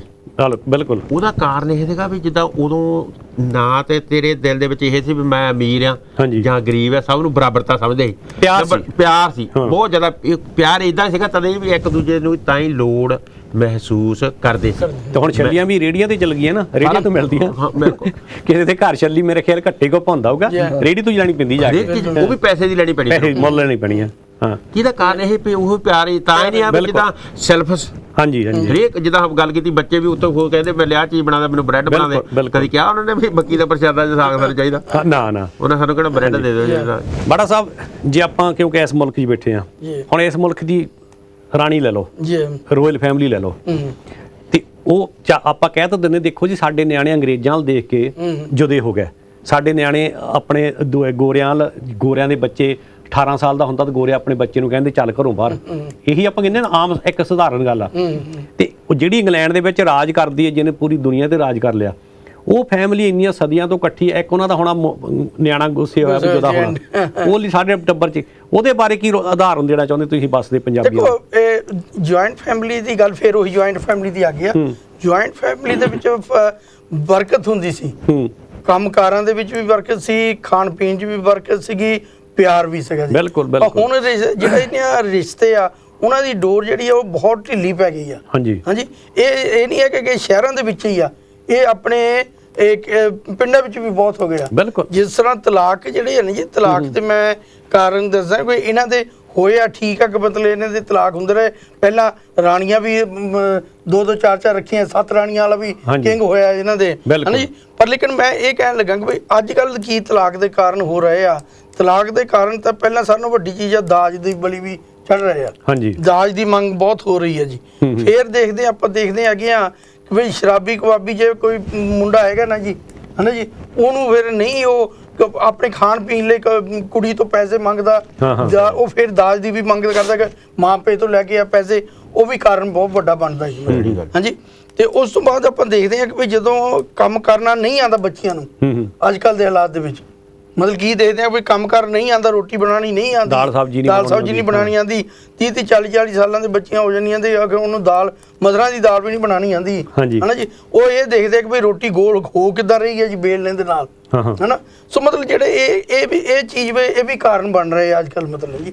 ਤੇ ਜਿਹੜੀ ਸਾਰਿਆਂ ਨਾਲੋਂ ਵੱਡੀ ਚੀਜ਼ ਦੇਖਦੇ ਆਪਾਂ ਕਿ ਪਰਿਵਾਰਾਂ ਦੇ ਵਿੱਚ, ਕਿਉਂਕਿ ਆਪਾਂ ਸਰਕਲ ਦੇ ਵਿੱਚ ਜਿਉਂ ਹੁਣ ਗੁਰੂ ਘਰਾਂ 'ਚ ਵਿਚਰਦੇ ਆ, ਮਤਲਬ ਕਮੇਟੀਆਂ 'ਚ ਵਿਚਰਦੇ ਆ, ਦੇਖਦੇ ਆ ਕਿ ਬਈ ਜੇ ਕਿਸੇ ਦੇ 1 ਤੋਂ 2 ਬੱਚੀਆਂ, 2 ਤੋਂ 3 ਬੱਚੀਆਂ ਹੋ ਗਈਆਂ ਨੇ ਜੀ, ਉਹਨਾਂ ਵੀ ਕਹਿਣਾ ਜੀ ਨਹੀਂ, ਮੈਂ ਹੁਣ ਇਹਦੇ ਮੁੰਡਾ ਨਹੀਂ ਹੋਇਆ ਜੀ, ਮੈਂ ਤਲਾਕ ਲੈ ਲੈਣਾ, ਮੈਂ ਹੋਰ ਵਿਆਹ ਕਰਾਉਣਾ ਹੈ।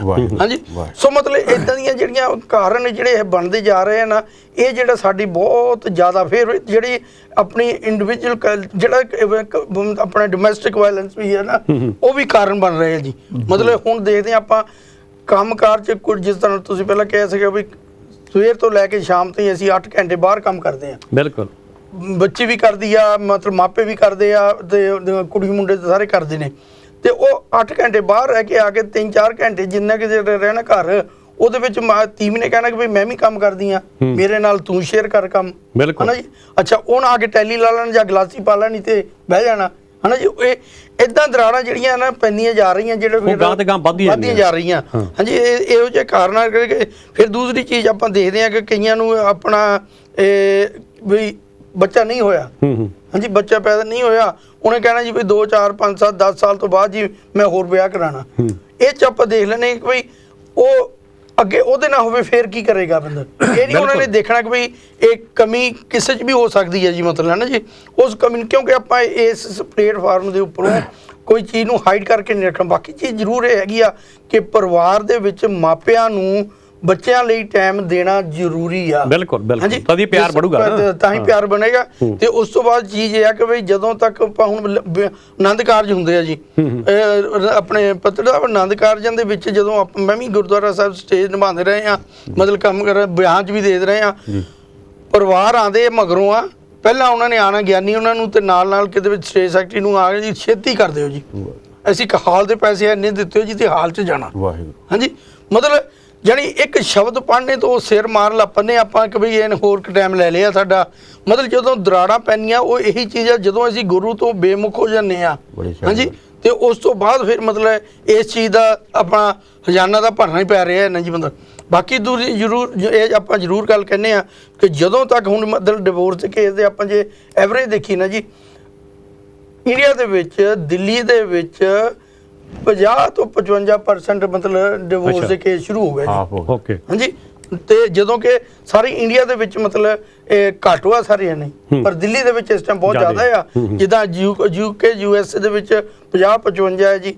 ਲਕਸਬਰਗ ਇੱਕ ਛੋਟਾ ਜਿਹਾ ਕੰਟਰੀ ਆ, ਉਹਦੇ ਵਿੱਚ 60% ਡਿਵੋਰਸ ਦੇ ਕਿਹਾ ਲਕਸਬਰਗ, ਹਾਂਜੀ ਹਾਲੈਂਡ ਦੇ ਨਾਲ ਮਤਲਬ ਹੈ ਜੀ। ਸੋ ਮਤਲਬ ਇਸ ਤਰ੍ਹਾਂ ਦੇ ਫਰਾਂਸ ਦੇ ਨਾਲ, ਹਾਂਜੀ। ਹੁਣ ਇਹਨਾਂ ਦੇ ਵਿੱਚ ਮਤਲਬ ਇਹ ਚੀਜ਼ਾਂ ਜਿਹੜੀਆਂ ਹੈਗੀਆਂ ਇਹਨਾਂ ਨੂੰ ਆਪਾਂ ਇਹੀ ਗੱਲ ਕਹਾਂਗੇ ਕਿ ਵੀ ਜਦੋਂ ਤੱਕ ਆਪਾਂ ਬਾਣੀ ਦਾ ਨਾਲ ਜੁੜੀਏ, ਪੰਜਾਬੀ ਮਾਂ ਬੋਲੀ ਨਾਲ, ਕਿਉਂਕਿ ਮੈਂ ਇਹ ਵੀ ਸੱਚ ਆਪਾਂ ਪਹਿਲਾਂ ਕਰਦੇ ਜੇ ਕਿ ਪਿਛਲੇ ਹਫਤੇ ਪੰਜਾਬੀ ਮਾਂ ਬੋਲੀ ਦਾ ਦਿਹਾੜਾ ਸੀਗਾ, ਹਾਂਜੀ। ਉਸ ਦੀਆਂ ਪਹਿਲਾਂ ਸਾਰਿਆਂ ਨੂੰ ਹੀ ਆਪਣੀ ਪੰਜਾਬੀ ਮਾਂ ਬੋਲੀ ਦੀਆਂ ਬਹੁਤ ਬਹੁਤ ਵਧਾਈਆਂ ਦਿੰਦੇ ਤੇ ਇਹੀ ਅਰਦਾਸ ਕਰਦੇ ਹਾਂ ਕੋਈ ਜਦੋਂ ਤੱਕ ਆਪਾਂ ਆਪਣੇ ਬੱਚਿਆਂ ਨੂੰ ਪੰਜਾਬੀ ਦੇ ਨਾਲ ਜੋੜਾਂਗੇ, ਵਿਰਸੇ ਦੇ ਨਾਲ ਜੋੜਾਂਗੇ, ਸੱਭਿਆਚਾਰ ਦੇ ਨਾਲ ਜੋੜਾਂਗੇ, ਫਿਰ ਆਪਾਂ ਗੁਰਬਾਣੀ ਨਾਲ ਜੁੜ ਸਕਦੇ ਹਾਂ ਸਹੀ ਜਦੋਂ ਪੰਜਾਬੀ ਆ ਜਾਏ। ਬਿਲਕੁਲ। ਸੋ ਪੰਜਾਬੀ ਮਾਂ ਬੋਲੀ ਨੂੰ ਆਪਾਂ ਪਹਿਲ ਦਈਏ ਤੇ ਉਸ ਦੇ ਵਿੱਚੋਂ ਸਾਨੂੰ ਬਹੁਤ ਕੁਝ, ਕਿਉਂਕਿ ਅੱਗੇ ਬੱਚਿਆਂ ਨੂੰ ਮਾਵਾਂ ਯੋਧਿਆਂ ਦੀਆਂ ਕਹਾਣੀਆਂ ਸੁਣਾਉਂਦੀਆਂ ਸੀਗੀਆਂ, ਲੋਰੀਆਂ ਦਿੰਦੀਆਂ ਸੀਗੀਆਂ, ਸਾਖੀਆਂ ਸੁਣਾਉਂਦੇ ਸੀ। ਅੱਜ ਕੱਲ੍ਹ ਤਾਂ ਕੀ ਆ ਕਿ ਵੀ ਅਗਲੇ ਆਪ ਬਹਿ ਜਾਂਦੇ ਆ, ਟੌਮ ਐਂਡ ਜੈਰੀ ਲਾ ਕੇ ਉਹਨਾਂ ਨੂੰ ਬਿਠਾ ਦਿੰਦੇ, ਆਪ ਆਪਣਾ ਕੋਈ ਨਾਟਕ ਦੇਖਣ ਲੱਪਣਾ। ਜਿਹੜੇ ਨਾਟਕ ਆ ਨਾ ਜੀ, ਮਤਲਬ ਜਿਸ ਤਰ੍ਹਾਂ ਪੱਤਰ ਸਾਹਿਬ ਨੇ ਕਿਹਾ ਸੀਗਾ ਕਿ ਜਿਹੜਾ ਟੈਲੀਫੋਨ ਤੇ ਜਿਹੜੇ ਇੰਟਰਨੈਟ ਹੋਣਾ ਜੀ, ਇਹ ਵੀ ਮਤਲਬ ਬਹੁਤ ਕੰਮ ਖਰਾਬ ਕਰ ਰਿਹਾ ਪਰਿਵਾਰਾਂ ਦੇ ਵਿੱਚ, ਹਾਂਜੀ। ਫਿਰ ਜੇ ਦੂਸਰੀ ਚੀਜ਼ ਇਹ 'ਚ ਕੋਈ ਸ਼ੱਕ ਨਹੀਂ ਹੈ, ਜਦੋਂ ਆਪਾਂ ਘਰ ਦੇ ਵਿੱਚ ਆਨੇ ਆ, ਪਰਿਵਾਰ ਦੇ ਵਿੱਚ ਆਨੇ ਆ, ਬੱਚੀਆਂ ਕੰਮਾਂ ਤੋਂ ਬਾਅਦ ਉਹਨਾਂ ਦੇ 8 ਘੰਟੇ ਉੱਥੇ ਰਹਿਣ ਨਾਲ ਉਹਨਾਂ ਦੀਆਂ ਜਿਹੜੀਆਂ ਬਾਹਰਲੀਆਂ ਪੂਰਤੀਆਂ ਹੈ ਨਾ ਜੀ, ਮੈਂ ਇਹ 'ਚ ਮਤਲਬ ਕੋਈ ਸ਼ੱਕ ਨਹੀਂ ਹੈਗੀ, ਇਹ ਇੱਦਾਂ ਦੇ ਕੇਸ ਵੀ ਆਏ ਆ ਕਿ ਉਹ ਬਾਹਰ ਮਤਲਬ ਆਪਣੇ ਸਕੂਲ ਮੇਟ ਕਹਿ ਲਓ, ਕੰਮ ਦੇ ਮੇਟ ਕਹਿ ਲਓ, ਉਹਨਾਂ ਦੇ ਨਾਲ ਟਾਈਮ ਜ਼ਿਆਦਾ ਸਪੈਂਡ ਕਰਨ ਨਾਲ ਉਹਨਾਂ ਦਾ ਝੁਕਾਓ ਉੱਧਰ ਨੂੰ ਵੀ ਹੋ ਜਾਂਦਾ। ਇਹ ਵੀ ਡਿਵੋਰਸ ਦੇ ਬਹੁਤ ਵੱਡਾ ਇੱਕ ਕਾਰਨ ਬਣ ਰਿਹਾ ਜੀ। ਹਾਂਜੀ ਬਰਾੜ ਸਾਹਿਬ, ਜੇ ਗੱਲ ਹੋਈ ਵਿੱਚ ਵੱਧ ਨਸ਼ੇ ਕਰਨ ਦੀ, ਜਦੋਂ ਵੱਧ ਨਸ਼ੇ ਕਰਨੇ ਆ ਉਹਦੇ ਨਾਲ ਘਰ ਵਿੱਚ ਲੜਾਈ ਝਗੜਾ ਪੈਣਾ, ਜਦੋਂ ਲੜਾਈ ਝਗੜਾ ਪੈਣਾ ਤੇ ਉਦੋਂ ਫਿਰ ਗੱਲ ਇਸ ਪਾਸੇ ਨੂੰ ਤੁਰਨੀ। ਅੱਗੇ ਆਪਾਂ ਗੱਲ ਕਰਦੇ ਹੁੰਦੇ ਸੀ ਕਿ ਇਕੱਲੇ ਜਿਹੜੇ ਮੁੰਡੇ ਆ ਜਾਂ ਬੰਦੇ ਆ ਉਹੀ ਨਸ਼ੇ ਕਰਦੇ, ਪਰ ਅੱਜ ਕੱਲ੍ਹ ਤੇ ਇਕੁਅਲ ਆ। ਕੁੜੀਆਂ ਕਹਿੰਦੀਆਂ ਵੀ ਜੇ ਇਹ ਕਰ ਸਕਦਾ ਮੈਂ ਵੀ ਕਰ ਸਕਦਾ, ਜਦੋਂ ਕੀ ਇਹ ਦੋਨਾਂ ਪਾਸੇ ਕਿਉਂਕਿ ਤਾੜੀ ਇੱਕ ਹੱਥ ਨਾਲ ਤਾਂ ਵੱਜ ਨਹੀਂ ਸਕਦੀ।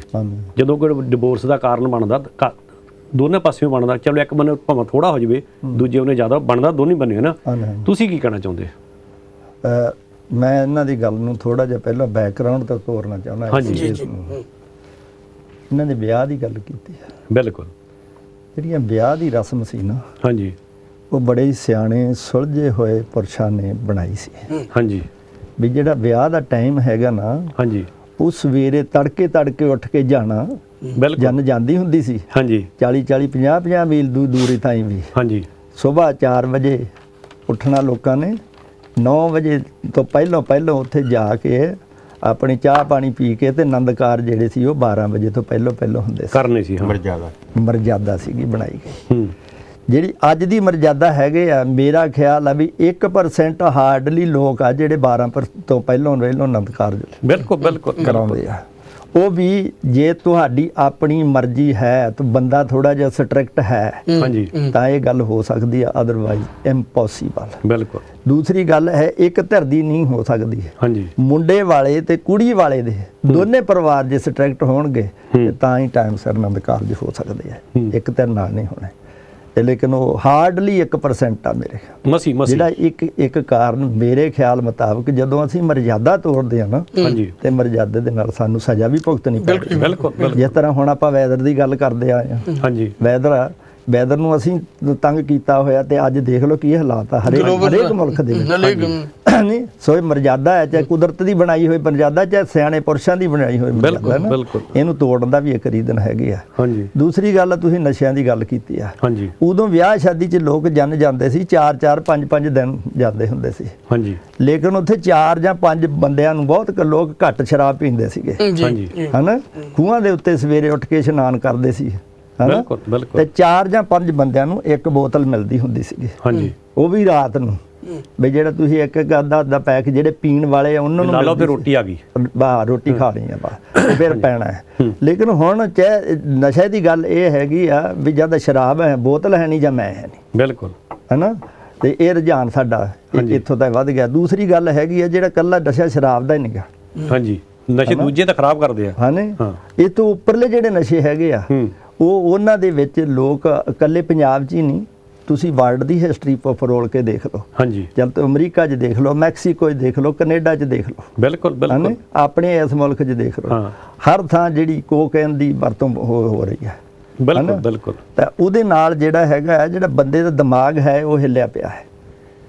ਜਿੱਥੋਂ ਇਹਦੀ ਖੇਤੀ ਹੁੰਦੀ ਆ, ਜੇ ਗੱਲ ਕਰੀਏ ਅਫਗਾਨਿਸਤਾਨ ਦੀ, ਕਦੀ ਉੱਥੇ ਤੇ ਸੁਣਿਆ ਵੀ ਉੱਥੇ ਇੰਨੇ ਲੋਕੀ ਇਸ ਨਸ਼ੇ ਨਾਲ ਮਰ ਗਏ? ਨਹੀਂ, ਖੇਤੀ ਉੱਥੇ ਹੁੰਦੀ ਆ, ਮਰਦੇ ਬਾਹਰਲੇ ਮੁਲਕਾਂ ਜਾ ਕੇ ਲੋਕੀ। ਲੇਕਿਨ ਜਿਹੜਾ ਕੋਈ ਬੰਦਾ ਨਾ, ਜਿਹੜਾ ਤੁਸੀਂ ਇਹ ਗੱਲ ਦੇ ਜਵਾਬ ਇਦਾਂ ਹੀ ਮਿਲਦਾ ਹੈ, ਜੇ ਤੁਸੀਂ ਹਲਵਾਈ ਦੀ ਦੁਕਾਨ ਕਰਦੇ ਹੋ ਨਾ ਤੇ ਤੁਸੀਂ ਉਹ ਸਮੈਲ ਨਾਲ ਹੀ ਸਾਰ ਲੈਂਦੇ ਹੋ ਹਨਾ, ਤੇ ਉਹ ਵੇਚ ਕੇ ਤੁਸੀਂ ਪੈਸੇ ਕਮਾਉਣੇ ਹੁੰਦੇ ਆ। ਮੈਨੂੰ ਲੱਗਦਾ ਵੀ ਉਹਨਾਂ ਦਾ ਵੀ ਰੂਟੀਨ ਇਹੀ ਹਲਵਾਈ ਵਾਲਾ ਹੈ, ਵੇਚੀਏ ਤਾਂ ਪੈਸੇ ਕਮਾਈਏ। ਦੂਸਰੀ ਗੱਲ ਜਿੱਥੋਂ ਤਾਈਂ ਤੁਸੀਂ ਦੱਸੀਏ ਕੁੜੀਆਂ ਵੀ ਨਸ਼ਾ ਕਰਦੀਆਂ ਤੇ ਉਹ ਇਕੁਅਲ ਰਾਈਟ ਆ, ਜਿਹੜਾ ਇਕੁਅਲ ਰਾਈਟਸ ਨੇ ਪੰਗਾ ਪਾਇਆ ਹੋਇਆ। ਬਿਲਕੁਲ ਹਾਂਜੀ। ਮੈਨੂੰ ਇੱਕ ਗੱਲ ਚੇਤੇ ਆ ਗਈ, ਤੇ ਆਪਣੇ ਅਖਤਰ ਫਿਲਮ ਐਕਟਰ ਹੁੰਦਾ ਸੀ ਅਖਤਰ, ਅੱਛਾ ਜੀ ਹਾਂਜੀ, ਤੇ ਉਹ ਤੇ ਉਹਦੀ ਵਾਈਫ ਸਬਾਨਾ ਆਦਮੀ ਹੈ ਨਾ, ਅੱਛਾ ਜੀ, ਉਹ ਰਾਜਸਥਾਨ ਲੰਘ ਰਹੇ ਸੀਗੇ ਹਨਾ। ਜਦ ਜਾ ਰਹੇ ਸੀ ਤੇ ਉਹ ਜਿਹੜਾ ਸੀਗਾ ਉਹਦਾ ਕੋਈ ਜ਼ਿਮੀਦਾਰ ਆਪਣੇ ਝੋਨੇ ਨੂੰ ਕੀ ਕਰਦੇ ਹੁੰਦੇ ਸੀ, ਸਪਰੇ ਨਹੀਂ ਉਹ ਝੋਨੇ ਨੂੰ ਕੱਦੂ ਕਰਦੇ ਸੀ ਕੁਛ ਬਹੁਤ ਹੀ ਜਾਣੀ ਕਿ ਹਲੇ ਬਹੁਤੇ ਸੀਗੇ ਹਨਾ। ਤੇ ਉਹ ਜਦੋਂ ਬਿੰਦੇ ਝੱਟੇ ਉਹਨੇ ਉੱਤੇ ਜੋੜੀ ਸੀਗੀ ਮੱਝ ਤੇ ਥੱਲੇ ਜੋੜਿਆ ਸੀ ਝੋਟਾ, ਅੱਛਾ, ਤੇ ਬਿੰਦੇ ਝੱਟੇ ਉਹ ਝੋਟੀ ਦੇ ਸੋਟੀ ਮਾਰੇ ਬਈ ਚੱਲ ਹੁਣ ਤੂੰ ਅੱਗੇ ਤੁਰ। ਤੇ ਉਹ ਸਬਾਨਾ ਆਦਮੀ ਪੁੱਛਦੀ ਆ ਬਈ ਤੂੰ ਇਹ ਦੇਖ ਕਿੱਡਾ ਗਲਤ ਬੰਦਾ ਹੈ ਜ਼ਿਮੀਦਾਰ, ਬਿੰਦੇ ਝੱਟੇ ਝੋਟੀ ਨਹੀਂ ਘੁੱਟਦਾ, ਝੋਟੇ ਨੂੰ ਕੋਈ ਕਹਿੰਦਾ ਕੁਛ ਨਹੀਂ, ਕਹਿੰਦਾ ਵੀ ਤੇਰੇ ਵਾਂਗੂ ਇਹ ਵੀ ਇੱਕੋ ਰਾਈਟਸ ਮੰਗਦੀ ਆ। ਸੋ ਜਿਹੜਾ ਇਕੁਅਲ ਰਾਈਟਸ ਆ ਨਾ ਉਹ ਵੀ ਬਹੁਤ ਪੁਆੜੇ ਪਾਉਂਦਾ। ਦੂਸਰੀ ਗੱਲ ਹੈਗੀ ਜਿਹੜੀ ਸਾਡੇ ਸ਼ੋ ਪੀਸ ਬਣਾਏ ਆ, ਮੈਂ ਸ਼ੋ ਪੀਸ, ਤੁਸੀਂ ਸਮਝਿਆ ਸ਼ੋ ਪੀਸ ਦਾ ਮਤਲਬ ਕੀ ਆ? ਜਿਹੜੇ ਸਾਡੇ ਘਰਾਂ ਦੇ ਵਿੱਚ ਨਾ ਬਣਾਏ ਹੋਏ ਆ, ਇੱਥੇ ਅਸੀਂ ਸ਼ਰਾਬ ਰੱਖੀ ਹੋਈ, ਬਾਹਰ ਬਣਾਈ ਹੋਈ ਆ ਹਨਾ। ਉਹ ਜ਼ਿੰਮੇਵਾਰ ਬੰਦੇ ਜਿਹੜੇ ਤੁਹਾਡੇ ਵਰਗੇ ਗੁਰਦੁਆਰਿਆਂ ਵਾਲੇ ਆ, ਉਹਨਾਂ ਦੇ ਵੀ ਰੱਖੇ ਹੋਏ ਆ। ਉਦਾਂ ਅਸੀਂ ਗੁਰਦੁਆਰੇ ਚ ਹਨਾ, ਬਿਲਕੁਲ। ਇਹ ਵੀ ਇੱਕ ਇਫੈਕਟ ਹੈਗਾ ਹੈ ਜਿਹੜਾ ਜਦੋਂ ਤੁਸੀਂ ਉਹ ਸ਼ੋ ਪੀਸ ਬਣਾਇਆ ਹੈ, ਤੁਹਾਡੇ ਘਰ ਦੇ ਵਿੱਚ ਸ਼ਰਾਬ ਪਈ ਹੈ, ਉੱਥੇ ਬੱਚਾ ਵੀ ਪੀ ਸਕਦਾ ਹੈ, ਉੱਥੇ ਲੜਕੀ ਵੀ ਪੀ ਸਕਦੀ ਹੈ, ਉੱਥੇ ਤੁਹਾਡੇ ਘਰ ਵਾਲੀ ਵੀ ਪੀ ਸਕਦੀ ਹੈ। ਬਿਲਕੁਲ ਸਮਝਿਆ ਨਾ। ਸੋ ਇਹ ਬਹੁਤ ਸਾਰੇ ਫੈਕਟਰ ਆ ਜਿਨ੍ਹਾਂ ਕਰਕੇ ਇਹ ਜਿਹੜੀਆਂ ਗੱਲਾਂ ਵਧੀਆਂ ਹੋਈਆਂ, ਪਰ ਇਹਦੀ ਰੋਕਥਾਮ ਤਾਂ ਵਾਹਿਗੁਰੂ ਹੀ ਰੋਕੇ, ਜਿਵੇਂ ਆਪਣੇ ਭਲਵਾਨ ਸਾਹਿਬ ਨੇ ਕਿਹਾ ਸੀ, ਤੇ ਵਾਹਿਗੁਰੂ ਕੰਟਰੋਲ ਕਰ ਸਕਦਾ, ਕਰੇ, ਬੰਦੇ ਦੇ ਵੱਸ ਦਾ ਗੱਲ ਨਹੀਂ। ਬਰਾੜ ਸਾਹਿਬ ਜੀ, ਇੱਕ ਤੁਸੀਂ ਪਹਿਲਾਂ ਗੱਲ ਕੀਤੀ ਸੀ ਇਹ ਰਿਸ਼ਤਿਆਂ ਦੀ ਗੱਲ, ਕਿ ਜਦੋਂ ਪਹਿਲਾਂ ਦਬਾਬਾ ਨਿਕਲਿਆ ਸੀ ਬਾਹਰ ਨੂੰ, ਚਾਹੇ ਇੰਗਲੈਂਡ ਹੋਇਆ, ਚਾਹੇ ਕੈਨੇਡਾ, ਅਮਰੀਕਾ, ਆਸਟ੍ਰੇਲੀਆ, ਲੇਕਿਨ ਅੱਜ ਮਾਲਵਾ ਜਿਹੜਾ ਬਾਹਰ ਨੂੰ ਬਹੁਤ ਆ ਰਿਹਾ। ਇਹ ਮੈਂ ਆਪਣੇ ਕੋਲੋਂ ਨਹੀਂ ਕਹਿੰਦਾ, ਤੁਹਾਨੂੰ ਵੀ ਪਤਾ, ਮੈਨੂੰ ਪਤਾ ਕਈ ਇਹੋ ਜਿਹੇ ਕੇਸ ਵੀ ਉੱਥੇ ਹਜੇ ਵੀ ਹੋ ਰਿਹਾ ਹਾਂ ਕਿ ਬੱਟਾ ਹੋ ਰਿਹਾ। ਹਾਂ ਮਾੜੀ ਗੱਲ ਜਿਹੜਾ ਬੱਟਾ ਹੋ ਰਿਹਾ, ਮੰਨ ਲਓ ਤੁਸੀਂ ਸਾਡਾ ਮੁੰਡਾ ਲੈ ਲਓ, ਡਿਵੋਰਸ ਕਰਕੇ ਇਹ ਆਪਣੇ ਭਰਾ ਦੇ ਪਰਿਵਾਰ ਨੂੰ ਮੰਗਾ ਲਓਗੇ ਤੇ ਤੁਸੀਂ ਆਪਣੀ ਭੈਣ ਦੇ ਪਰਿਵਾਰ ਨੂੰ ਮੰਗਾ ਲਓ, ਕੀ ਇਹ ਵੀ ਇੱਕ ਰਿਸ਼ਤਿਆਂ ਤਰੇੜ ਪਾਉਣ ਦਾ ਕਾਰਨ ਬਣਦਾ ਜਿਹੜਾ ਬੱਟਾ ਹੁੰਦਾ? ਇਹ ਤੇ ਬਿਲਕੁਲ 100% ਸਹੀ ਹੈ ਜਿਹੜੀ ਗੱਲ ਤੁਸੀਂ ਕਹਿ ਰਹੇ ਆ, ਕਿਉਂਕਿ ਜਿਹੜੀ ਬੱਟੇ ਵਾਲੀ ਤੁਸੀਂ ਗੱਲ ਕਹਿੰਦੇ ਆ ਨਾ, ਤਾਂ ਉਹ ਇੱਕ ਟਰਾਂਸਫਰਮੇਸ਼ਨ ਹੈਗੀ ਆ। ਮੁੰਡਾ ਪੜਿਆ ਐਮਏ ਕੀਤੀ ਆ, ਕੁੜੀ ਜਿਹੜੀਆਂ ਦੋ ਭੈਣਾਂ ਹੈ, ਇੱਕ ਆਈਲਟ ਕਰਨ ਗਈ ਹੈ, ਦੂਸਰੀ ਉਹਦੀ ਭੈਣ ਅਨਪੜ੍ਹ ਹੈ, ਉਹ ਦੂਸਰੇ ਮੁੰਡੇ ਨੇ ਉਧਰੋਂ ਰਿਸ਼ਤਾ ਕਰਾਉਣਾ, ਉਹ ਕਹਿੰਦਾ ਮੈਂ ਉਹ ਐਮਏ ਕੀਤੀ ਹੋਊਗੀ, ਉਹ ਕਿਵੇਂ ਉਹ ਨਿਭਾਊਗੀ ਉਹਨਾਂ ਦੀ? ਬਿਲਕੁਲ ਬਿਲਕੁਲ ਜਿਹੜੀ ਨਿਭਣੀ ਤਾਂ ਉਹਨਾਂ ਦੇ ਬਰਾਬਰ ਦੇ ਸਟੈਂਡਰਡ ਦੀ ਨਹੀਂ। ਮੈਂ ਬਰਾਬਰ ਦੇ ਸਟੈਂਡਰਡ ਦੀ ਗੱਲ ਨਹੀਂ, ਮੈਂ ਪੜ੍ਹੇ ਲਿਖੇ ਦੀ ਜਾਂ ਅਨਪੜ੍ਹ ਦੀ ਫਰਕ ਦੀ ਗੱਲ ਨਹੀਂ ਕਰਦਾ, ਮੈਂ ਗੱਲ ਕਰਦਾ ਜਿਹੜਾ ਰਿਸ਼ਤਿਆਂ ਨੂੰ ਇੱਕ ਬੜਾ ਸੌਖਾ, ਜਿਹੜਾ ਰਿਸ਼ਤਿਆਂ ਨੂੰ ਤਾਰ ਪੀਡੋ ਕਰਨਾ ਕਿ ਭੈਣ ਭਰਾ ਦਾ ਵਿਆਹ ਪੇਪਰ ਤਾਏ ਚਾਚੇ ਦੀ ਕੁੜੀ ਨਾਲ ਆਪਾਂ ਵਿਆਹ ਕਰਾ ਲੈਣਾ, ਮਾਮੇ ਭੂਆ ਦੀ ਭੈਣ ਧੀ ਪੁੱਤ ਨਾਲ ਵਿਆਹ ਕਰਾ ਇਸਲਾਮ ਦੇ ਵਿੱਚ ਹੈ, ਲੇਕਿਨ ਭਾਵੇਂ ਹੀ ਉਹ ਪੇਪਰਾਂ 'ਚ ਹੁੰਦਾ, ਲੇਕਿਨ ਰਿਸ਼ਤਾ ਤਾਂ ਤਾਰ ਪੀਡੋ ਹੋ ਗਿਆ ਨਾ। ਨਹੀਂ ਰਿਸ਼ਤਿਆਂ ਤਾਂ ਖੋਰਾ ਲੱਗ ਗਿਆ ਨਾ। ਇਹ ਗੱਲ ਇਹ ਜਿਹੜੀ ਗੱਲ ਹੈਗੀ ਆ ਨਾ, ਅੱਜ ਕੱਲ ਤਾਂ ਤੁਹਾਡਾ ਐਕਸਪੈਰੀਮੈਂਟ ਕਰਦੇ ਆ ਜਿਹੜੀ ਜਿਹਦੇ ਤੇ ਇਮੀਗ੍ਰੇਸ਼ਨ ਵਾਲੇ, ਲੇਕਿਨ ਬਹੁਤ ਗਏ ਮਾਲਵੇ ਚ ਲੋਕ। ਨਹੀਂ ਦੁਆਬੇ ਚ ਪਹਿਲਾਂ ਆਏ ਸੀ, ਇਦਾਂ ਨਹੀਂ ਮੈਂ ਕਹਿੰਦਾ ਦੁਆਬੇ ਚ ਨਹੀਂ। ਦੇਖੋ ਬਰਾੜ ਸਾਹਿਬ, ਮੈਂ ਤੁਹਾਡੀ ਗੱਲ ਨੂੰ ਟੋਕਦਾ, ਜੇ ਕਿਤੇ ਬਜ਼ੁਰਗਾਂ ਨਾਲ ਪਿਛਲਿਆਂ ਨਾਲ ਗੱਲ ਕਰਕੇ ਦੇਖੋ ਨਾ ਜੀ, ਉਹ ਇਹ ਕਹਿੰਦੇ ਆ ਕਿ ਪਹਿਲਾਂ ਸਕੀਆਂ ਭੈਣਾਂ ਨੂੰ ਵੀ ਏਦਾਂ ਹੀ ਲੈ ਕੇ ਆਏ ਆ, ਸਗੀਆਂ ਭੈਣਾਂ ਨੂੰ ਮਾਂ ਨੂੰ ਵੀ ਤੀਵੀਂ ਦਾ ਬਣਾ ਕੇ, ਕਿਉਂਕਿ ਅੱਗੇ ਹੁੰਦਾ ਸੀਗਾ ਵੀ ਮਹੀਨੇ ਬਾਅਦ ਤੁਸੀਂ ਆਪਣਾ ਡਿਵੋਰਸ ਦੇ ਦਿਓ, ਹੋਰ ਜੀ ਪੈਸੇ ਲੈ ਕੇ ਕਰਦੇ ਸੀ ਮਤਲਬ ਨਾ। ਸੋ ਇਦਾਂ ਰਿਸ਼ਤੇ ਆਏ ਆ, ਔਰ ਉਹ ਰਿਸ਼ਤਾ ਜਦੋਂ ਪੇਪਰਾਂ 'ਚ ਆ ਜਾਂਦਾ ਉਹ ਨੈਚੁਰਲੀ ਉਹਦੇ ਵਿੱਚ ਦਰਾਰ ਆਣੀ ਆ ਜੀ ਇੱਧਰ। ਹਾਂਜੀ ਅੱਛਾ, ਇੱਕ ਮੈਂ ਹੋਰ ਗੱਲ ਬਲਰਾਮ ਜੀ ਕਰਦੇ ਜਾਵਾਂ ਕਿ ਇੱਕ ਟਾਈਮ ਤੇ ਸੀਗਾ ਕਿ ਵੀ ਅਸੀਂ ਅਰੇਂਜ ਮੈਰਿਜ ਕਰਦੇ ਸੀ। ਹਾਂਜੀ, ਪਰਿਵਾਰ ਜੁਆਇੰਟ ਫੈਮਿਲੀ ਰਹਿੰਦੀ ਸੀ, ਪਰਿਵਾਰਾਂ ਦੇ ਨਾਲ ਇੱਕ ਦੂਸਰੇ ਦੀ ਸਾਂਝ ਪੈਂਦੀ ਸੀ, ਦੇਖਦੇ ਸੀ ਪਿਛੋਕੜ ਕੀ ਆ, ਵੀ ਇਹਨਾਂ ਦਾ ਪਿੱਛੋਂ ਕੀ ਕੰਮ ਕਰਦੇ ਆ, ਕਿੰਨੇ ਇਹਨਾਂ ਦਾ ਰਸੂਖ ਆ ਪਿੰਡ ਦੇ ਵਿੱਚ ਜਾਂ ਸਾਰਾ ਹੈ ਨਾ ਜੀ। ਹੁਣ ਜਿਹੜੀ ਲਵ ਮੈਰਿਜ ਕਰਦੇ ਆ, ਉਹ ਲਵ ਮੈਰਿਜ ਕਰਦੇ ਤਾਂ ਉਹ ਪਹਿਲਾਂ ਤਾਂ ਦਿਨ ਨੂੰ ਵੀ ਤਾਰੇ ਦੇਖਦੇ ਆ ਜੀ, ਬਿਲਕੁਲ ਹੈ ਨਾ, ਪਰ ਲੇਕਿਨ ਜਦੋਂ ਵਿਆਹ ਤੋਂ ਪਹਿਲਾਂ ਜਦੋਂ ਉਹਨਾਂ ਦੇ ਆਨੰਦ ਕਾਰਜ ਹੋ ਜਾਂਦੇ ਜਾਂ ਵਿਆਹ ਹੋ ਜਾਂਦਾ, ਜਿਹੜਾ ਪੇਪਰਾਂ 'ਚ ਹੋ ਜਾਂਦਾ, ਜਦੋਂ ਇੱਕ ਛੱਤ ਦੇ ਥੱਲੇ ਰਹਿਣ ਲੱਗਦੇ ਆ ਨਾ ਜੀ, ਫਿਰ ਉਹਨਾਂ ਦੇ ਉਹੀ ਚਿਕ ਸ਼ੁਰੂ ਹੋ ਜਾਂਦੀ ਹੈ ਜੀ। ਮੇਰੇ ਕਹਿਣ ਦਾ ਮਤਲਬ ਵੀ ਇਹ ਜ਼ਰੂਰੀ ਨਹੀਂ ਕਿ ਲਵ ਮੈਰਿਜ ਦੇ ਜਿਹੜੀਆਂ ਉਹ ਸਕਸੈਸਫੁਲ ਹੋ ਰਹੀਆਂ ਆ, ਲਵ ਮੈਰਿਜ ਦੇ ਵੀ ਬਹੁਤ ਜ਼ਿਆਦਾ ਟੁੱਟਣ ਦੇ ਕਾਰਨ, ਕਿਉਂਕਿ ਉਹਨਾਂ ਦੇ ਵਿੱਚ ਈਗੋ ਆ ਜਾਂਦੀ ਆ, ਉਹਨਾਂ ਦੇ ਵਿੱਚ ਆ ਜਾਂਦੀ ਕਿ ਵੀ ਮੈਂ ਵੀ ਜੌਬ ਕਰਦੀ, ਮੇਰੀ ਵੀ ਤਨਖਾਹ ਇੰਨੀ ਆ, ਮੈਂ ਮਤਲਬ ਇਹਨੂੰ ਕਿਉਂ ਮਤਲਬ ਇਹਦੇ ਅੰਡਰ ਈਗੋ ਤਾਂ ਜੋ ਪਾਰਾ ਪਾ ਰਹੀ ਹੈ ਨਾ ਜੀ। ਫਿਰ ਜਿਹੜਾ ਇੱਕ ਨਾ ਬਰਾੜ ਸਾਹਿਬ ਹੋਰ ਆ ਸ਼ੌਂਕ ਜਿਹੜੇ ਆ ਨਾ ਜੀ, ਬਈ ਇਹ ਘਰ ਬੈਠਣ ਦੀ ਬਜਾਏ ਕਲੱਬ 'ਚ ਜਾਣਾ ਵੀਕਐਂਡ ਜੀ, ਬਾਹਰ ਰੋਟੀ ਖਾਣੀ ਜੀ, ਮਤਲਬ ਹਨਾ। ਅੱਗੇ ਕੀ ਹੁੰਦਾ ਸੀ ਕਿ ਬਈ ਇੱਕ ਆਟੇ ਦੀ ਬੋਰੀ ਲਿਆਂਦੀ ਜਾਂ ਮਤਲਬ ਹੁਣ ਵੀ ਆਪਾਂ ਦੇਖਦੇ ਆ ਪਰਿਵਾਰ ਦੇ ਵਿੱਚ 10-12 ਪਾਉਂਡਾਂ ਦੀ ਇੱਕ ਬੋਰੀ ਲਿਆਂਦੀ, ਉਹ ਸਾਡੇ ਮਹੀਨਾ ਚੱਲ ਜਵੇ ਹੈ ਨਾ ਜੀ। ਪਰ ਲੇਕਿਨ ਅੱਜ ਕੱਲ੍ਹ ਕੀ ਹੁੰਦਾ ਕਿ ਬਈ 12-13 ਪਾਉਂਡ ਇਹ ਫੀ ਪਰਸਨ ਨਾਲ ਅਸੀਂ ਵੀਕਐਂਡ ਦੇ ਕਹਿੰਦੇ ਕਿ ਰੋਟੀ ਬਾਹਰ ਖਾਣੀ ਆ ਜੀ, ਹਨਾ। ਮਤਲਬ ਬਹੁਤ ਜਿਹੜੀਆਂ ਚੀਜ਼ਾਂ ਆ ਪੈਸਿਆਂ ਦੇ ਨਾਲ ਜਿਹੜੀਆਂ ਇੱਕ ਦੂਸਰੇ ਤੋਂ ਦੂਰ ਕਰੀ ਜਾ ਰਹੀਆਂ ਜੀ।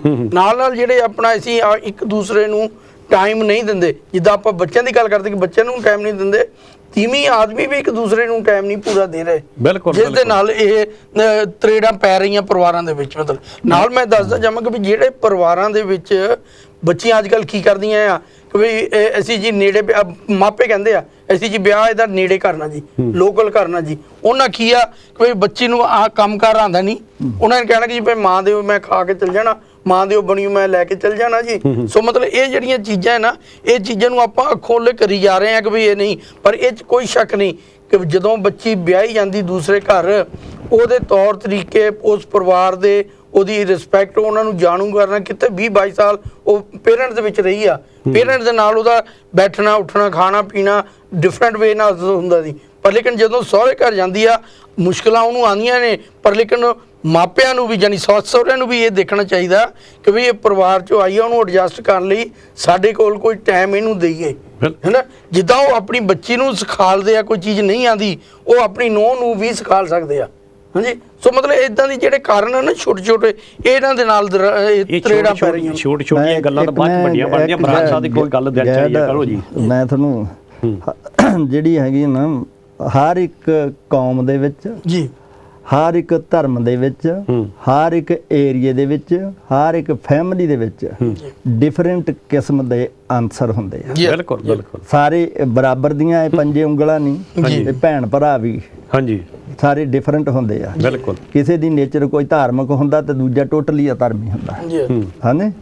ਦੂਸਰੀ ਗੱਲ ਇਹ ਹੈ ਕਿ ਜਦੋਂ ਅਸੀਂ ਇੱਥੇ ਬਹਿੰਦੇ ਹਾਂ ਨਾ, ਸਾਨੂੰ ਕਿਸੇ ਏਰੀਏ ਨੂੰ ਮੈਂਸ਼ਨ ਨਹੀਂ ਕਰਨਾ ਚਾਹੀਦਾ, ਕਿਉਂਕਿ ਅਸੀਂ ਪੰਜਾਬੀ ਹਾਂ। ਜਦੋਂ ਅਸੀਂ ਇੱਕ ਏਰੀਏ ਨੂੰ ਕਰਦੇ ਨਾ ਟਾਰਗੇਟ, ਜਿਹੜੇ ਸਰੋਤੇ ਆ ਉਹ ਬੜੇ ਗੰਭੀਰ ਆ, ਸੁਣਨ ਵਾਲੇ ਹੁੰਦੇ ਆ। ਇਸ ਕਰਕੇ ਸਾਨੂੰ ਟਾਰਗੇਟ ਨਹੀਂ ਕਰਨਾ ਚਾਹੀਦਾ। ਸਾਨੂੰ ਜਿਹੜਾ ਕੁਐਸਚਨ ਕਰਨਾ ਨਾ ਤੁਸੀਂ, ਆਨ ਦੀ ਹੋਲ ਸਾਡੀ ਕਮਿਊਨਿਟੀ ਦੇ ਵਿੱਚ ਕੀ ਹੋ ਰਿਹਾ ਹੈ, ਸਮਝ ਗਏ ਨਾ? ਮੈਂ ਇੱਕ ਪੁਆਇੰਟ ਉਹ ਜਿਹੜੀ ਸੱਚਾਈ ਆ ਉਹ ਵੀ ਅੱਖੋਂ ਨਹੀਂ ਲੋੜ ਲਿਓ ਕੀਤੀ ਜਾ ਰਹੀ। ਉਹਦੇ ਚ ਜਿਹੜੇ ਫੈਕਟ, ਉਹਦੇ ਚ ਇੱਕ ਮਿੰਟ ਮੇਰੀ ਵੀ ਗੱਲ ਸੁਣ ਲਓ। ਉਹਦੇ ਚ ਜਿਹੜੀ ਸੱਚਾਈ ਹੋਵੇ ਨਾ, ਉਹਦੇ ਚ ਫੈਕਟਸ ਐਂਡ ਫਿਗਰਸ ਹੋਣੇ ਚਾਹੀਦੇ ਆ। ਜੇ ਤੁਸੀਂ ਏਰੀਆ ਨੂੰ ਟਾਰਗੇਟ ਕਰਨਾ ਨਾ, ਜਿੱਦਾਂ ਤੁਸੀਂ ਦੱਸਿਆ ਹੈ ਵੀ ਅਮਰੀਕਾ ਦੇ ਵਿੱਚ ਇੰਨੇ ਡਿਵੋਰਸ ਹੋ ਰਹੇ ਆ ਫਲਾਣੇ, ਜੇ ਤੁਸੀਂ ਏਰੀਆ ਨੂੰ ਟਾਰਗੇਟ ਕਰਨਾ, ਤੁਹਾਡੇ ਕੋਲ ਫੈਕਟਸ ਐਂਡ ਫਿਗਰ ਵੀ ਹੋਣੇ ਚਾਹੀਦੇ ਆ ਵੀ ਫਲਾਣੇ ਮਾਲਵੇ ਦੇ ਵਿੱਚ ਇੰਨੇ, ਦੁਆਬੇ ਦੇ ਵਿੱਚ ਇੰਨੇ, ਮਾਝੇ ਦੇ ਵਿੱਚ ਇੰਨੇ, ਹਰਿਆਣੇ ਦੇ ਵਿੱਚ ਬਹੁਤ ਘੱਟ ਆ। ਹਾਂ, ਜਿਹੜੀ ਚੀਜ਼ ਤੇ ਘੱਟ ਇਹ ਘੱਟ ਵੱਧ ਦੀ ਗੱਲ ਨਹੀਂ, ਮਤਲਬ ਤੁਸੀਂ ਉਹਦੀ ਫੈਕਟਸ ਐਂਡ ਫਿਗਰ ਲੋਕਾਂ ਨੂੰ ਪਤਾ ਲੱਗੇ ਕਿ ਇਹਨਾਂ ਦੇ ਕੋਲ ਇਹ ਗੱਲ ਹੈਗੀ ਆ। ਹਾਂਜੀ, ਮੈਂ ਤੁਹਾਡੀ ਗੱਲ ਨਾਲ ਸਹਿਮਤ ਹਾਂ ਉਸ ਚੀਜ਼ ਨਾਲ, ਲੇਕਿਨ ਜਿਹੜੀ ਚੀਜ਼ ਹੁੰਦੀ ਜਿੱਥੇ ਹੁੰਦੀ ਉੱਥੇ ਉਹਦਾ ਮੈਂਸ਼ਨ ਕਰਨਾ ਕੋਈ ਮਾੜੀ ਗੱਲ ਨਹੀਂ, ਕਿਉਂਕਿ ਆਪਾਂ ਇੱਥੇ ਬੈਠੇ, ਆਪਾਂ ਨੂੰ ਜੇ ਆਪਾਂ ਮੈਂਸ਼ਨ ਨਹੀਂ ਕਰਦੇ ਤੇ ਜਿਹੜੇ ਬੈਠੇ ਹੋ, ਜਿਹੜੇ ਜਿਨ੍ਹਾਂ ਨੇ ਨੁਕਸ ਕੱਢਣਾ, ਉਹਨੇ ਇਹ ਕੱਢਣਾ ਕਿ ਸਾਡੇ ਹਲਕੇ ਦਾ ਨਾਂ ਲਿਆ, ਸਾਡੇ ਏਰੀਆ ਦਾ ਨਾਂ ਲਿਆ। ਲੇਕਿਨ ਜਿਨ੍ਹਾਂ ਨੂੰ ਪਤਾ ਆ, ਅਗਲੇ ਕਹਿੰਦੇ ਵੀ ਜੇ ਸੱਚ ਤੁਸੀਂ ਬੋਲਣ ਦੀ ਹਿੰਮਤ ਰੱਖਦੇ, ਸੱਚ ਬੋਲਣਾ ਚਾਹੀਦਾ।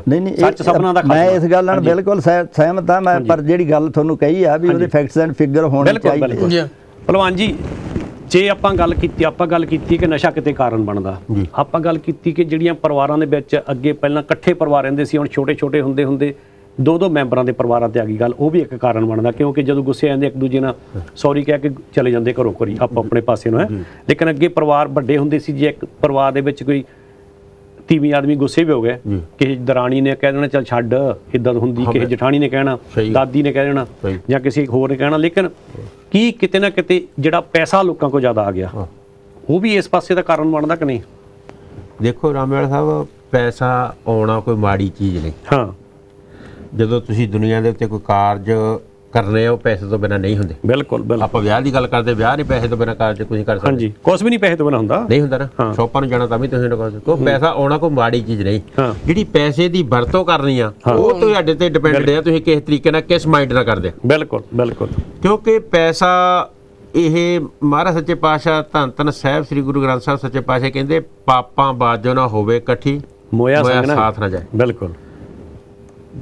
ਤੇ ਧੰਨ ਧੰਨ ਸਾਹਿਬ ਸ੍ਰੀ ਗੁਰੂ ਨਾਨਕ ਸਾਹਿਬ ਮਹਾਰਾਜ ਸੱਚੇ ਪਾਤਸ਼ਾਹ ਕਹਿੰਦੇ, ਧਰਮ ਦੀ ਕਿਰਤ ਕਰਨੀ। ਹਾਂਜੀ, ਜਦੋਂ ਧਰਮ ਦੀ ਕਿਰਤ ਕਰਨੀ ਹੈ ਤੇ ਫਿਰ ਉਹਨੂੰ ਤੁਸੀਂ ਜਦੋਂ ਵੰਡ ਕੇ ਛਕਦੇ ਆ ਤੇ ਨਾਮ ਜਪਦੇ ਆ ਨਾ, ਉਹਦਾ ਆਨੰਦ ਵੱਖਰਾ। ਤੇ ਇਸ ਕਰਕੇ ਰਾਮੇਵਾਲ ਸਾਹਿਬ, ਜਿਹੜਾ ਪੈਸਾ ਇਹ ਮਾੜੀ ਚੀਜ਼ ਨਹੀਂ, ਪਰ ਇਹ ਪੈਸੇ ਨੂੰ ਕਿੱਦਾਂ ਵਰਤਣਾ। ਤੇ ਜਿਹੜੀ ਗੱਲ ਕੀਤੀ ਆਪਾਂ ਵੀ ਜਿੱਦਾਂ ਜਿਹੜੇ ਆਪਾਂ ਇੱਕ ਦੂਜੇ ਤੋਂ ਪਰਾਂ ਹੁੰਦੇ ਜਾਂਦੇ ਆ ਪਰਿਵਾਰਾਂ ਦੇ ਵਿੱਚ, ਇਹ ਤੁਹਾਡੀ ਅੰਡਰਸਟੈਂਡਿੰਗ ਤੇ ਤੁਹਾਡਾ ਜਿਹੜਾ ਬੰਦਾ ਭਾਈ ਸੱਜਣ ਮਿੱਤਰ ਆ, ਉਹ ਤੇ ਡਿਪੈਂਡੈਂਟ ਆ ਤੁਸੀਂ। ਬਿਲਕੁਲ ਬਿਲਕੁਲ। ਜਦੋਂ ਤੁਹਾਡੇ ਰਿਸ਼ਤੇਦਾਰ ਨੇ ਚੰਗੀ ਸਲਾਹ ਦੇਤੀ, ਚੁਗਲੀ ਸਭ ਤੋਂ ਮਾੜੀ, ਘਰ ਤਬਾਹ ਕਰ ਜਾਂਦੀ ਉਹ। ਬਿਲਕੁਲ ਬਿਲਕੁਲ। ਜੇ ਤੁਸੀਂ ਕਿਸੇ ਦਾ ਘਰ ਬਣਿਆ ਰਹਿਣ ਨਹੀਂ ਦੇ ਸਕਦੇ ਨਾ, ਵਿਗਾੜਨ ਦੀ ਕੋਸ਼ਿਸ਼ ਨਾ ਕਰੋ। ਬਿਲਕੁਲ। ਉਹਨੂੰ ਬਣਿਆ ਰਹਿਣ ਦਿਓ। ਉਹਦੇ ਇਹ ਗੱਲਾਂ ਤੁਹਾਡੀ ਸੋਚ ਤੇ ਆ। ਹੁਣ ਤੁਸੀਂ ਬਰਾੜ ਸਾਹਿਬ ਆ, ਜਿੱਦਾਂ ਆਪਾਂ ਆਪਣੇ ਵਿਚਾਰ ਰਲਦੇ ਕਰਕੇ ਆਪਾਂ ਇੱਥੇ ਬੈਠੇ ਆ ਨਾ। ਜੇ ਤੁਹਾਡੇ ਨਾਲ ਮੇਰਾ ਪਿਆਰ ਆ ਜਾਂ ਮੇਰਾ ਤੁਹਾਡੇ ਨਾਲ ਪਿਆਰ ਆ, ਆਪਾਂ ਨੂੰ 30 ਸਾਲ ਹੋ ਗਏ ਇੱਕ ਦੂਜੇ ਨੂੰ ਮਿਲਦਿਆਂ ਨੂੰ, ਤੇ ਤੁਸੀਂ ਦੱਸੋ ਕਿਹੜਾ ਉਹ ਪਹਿਲੇ ਸਿਆਣੇ ਜਿਹੜੇ ਬਜ਼ੁਰਗ ਸੀ, ਉਹ ਇੱਕ ਦੂਜੇ ਦੀ ਗੱਲ ਜਦੋਂ ਦੱਸਦੇ ਜਾਂ ਕਰਦੇ ਸੀ ਨਾ, ਉਹ ਸੋਹਣੀ ਤੇ ਸਹੀ ਗੱਲ ਦੱਸਦੇ, ਭਲਿਆ ਪੁਰਸ਼ਾ ਇਹਦੇ ਵਿੱਚ ਤੇਰਾ ਭਲਾ। ਬਿਲਕੁਲ। ਤੇ ਜਿਹੜਾ ਹੁਣ ਸਮਾਂ ਜਾ ਰਿਹਾ, ਇਹਦੇ ਵਿੱਚ ਇਹ ਵੀ ਦੋਨੇ ਭਰਾ ਰਾਮੇਵਾਲ ਤੇ ਰਾਮੇਵਾਲ ਦਾ ਵੱਡਾ ਭਾਈ ਤੇ ਛੋਟਾ ਭਾਈ ਇਕੱਠੇ ਕਾਹਤੋਂ ਆ, ਕਿਸੇ ਤਰ੍ਹਾਂ ਇਹਨਾਂ ਦੇ ਵਿੱਚ ਆਪਾਂ ਤਰੇੜ ਪਾ ਦਈਏ। ਇੰਨਾ ਫਰਕ ਆ ਪਹਿਲੇ ਜ਼ਮਾਨੇ ਦਾ, ਜਦੋਂ ਆਪਣੇ ਬਾਬਾ ਜੀ ਸੀਗੇ ਤੇ ਪਿਤਾ ਜੀ ਸੀਗੇ, ਹੁਣ ਦਾ ਸਮਾਂ। ਬਿਲਕੁਲ। ਇਹ ਤੂੰ ਮੇਰਾ ਵੀਰ ਮੈਨੂੰ ਸਿਆਣਾ, ਤੇਰਾ ਵੀ ਨਿੱਤ ਰੋਜ਼ ਬਾਹ ਪੈਂਦਾ ਕਈਆਂ ਤੇ ਮਤਲਬ ਇਹ ਕਾਰਨ ਤੁਹਾਡੇ ਤੇ ਤੁਸੀਂ ਸੋਚਣਾ ਵਾ, ਇਹ ਬੰਦਾ ਮੈਨੂੰ ਕਿਹੜੀ ਸਲਾਹ ਦੇ ਰਿਹਾ। ਬਿਲਕੁਲ।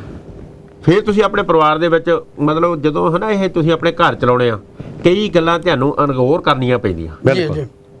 ਜਦੋਂ ਤੁਸੀਂ ਸਾਰੇ ਡਿਪੈਂਡੈਂਟ ਹੀ ਕਿਸੇ ਤੇ ਹੋ ਜਾਂਦੇ ਯਾਰ ਉਹਨੇ ਯਾਰ ਤੂੰ ਇੱਥੇ ਫੌਂਡੀ ਦੇ ਵਿੱਚ ਟੁੱਟ ਮਰੀ ਜਾਂਦਾ, ਤੂੰ ਪਿੱਛੇ ਤੋਂ ਉਹਨੇ ਗੱਡੀ ਲਈ ਉਹਦੇ ਤੇਰਾ ਭਰਾ ਗੱਡੀ ਤੋਂ ਤੂੰ ਪੈਸੇ ਉਹਨੂੰ ਪੈ ਜਾਣਾ, ਤੇਰੇ ਨਿਆਣੇ ਇਦਾਂ ਵੇ।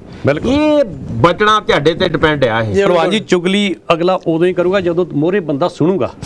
ਹਾਂ ਕੰਨਾਂ ਦਾ ਕੱਚਾ ਹੋਏਗਾ ਜਿਹੜਾ। ਦੋਨੇ ਚੀਜ਼ਾਂ ਹੁੰਦੀਆਂ, ਚੁਗਲੀ ਕਰਨ ਵਾਲੇ ਦੀ ਵੀ ਮਾੜੀ ਗੱਲ ਹੈ, ਜਿਹੜਾ ਮੋਹਰੇ ਸੁਣਦਾ ਉਹ ਲਈ ਵੀ ਮਾੜਾ ਚੀਜ਼ ਹੈ। ਉਹਨੇ ਸੋਚਣਾ ਵਾ ਵੀ ਯਾਰ ਬੰਦਾ ਤਾਂ ਵਧੀਆ ਲੱਗਦਾ ਪਰ ਘਰ ਦੇ ਵਿੱਚ ਫਸਾਦ ਪਾਉਂਦਾ, ਵੀ ਇਹਨੂੰ ਪਿੱਛੇ ਹਟ ਜਾਓ।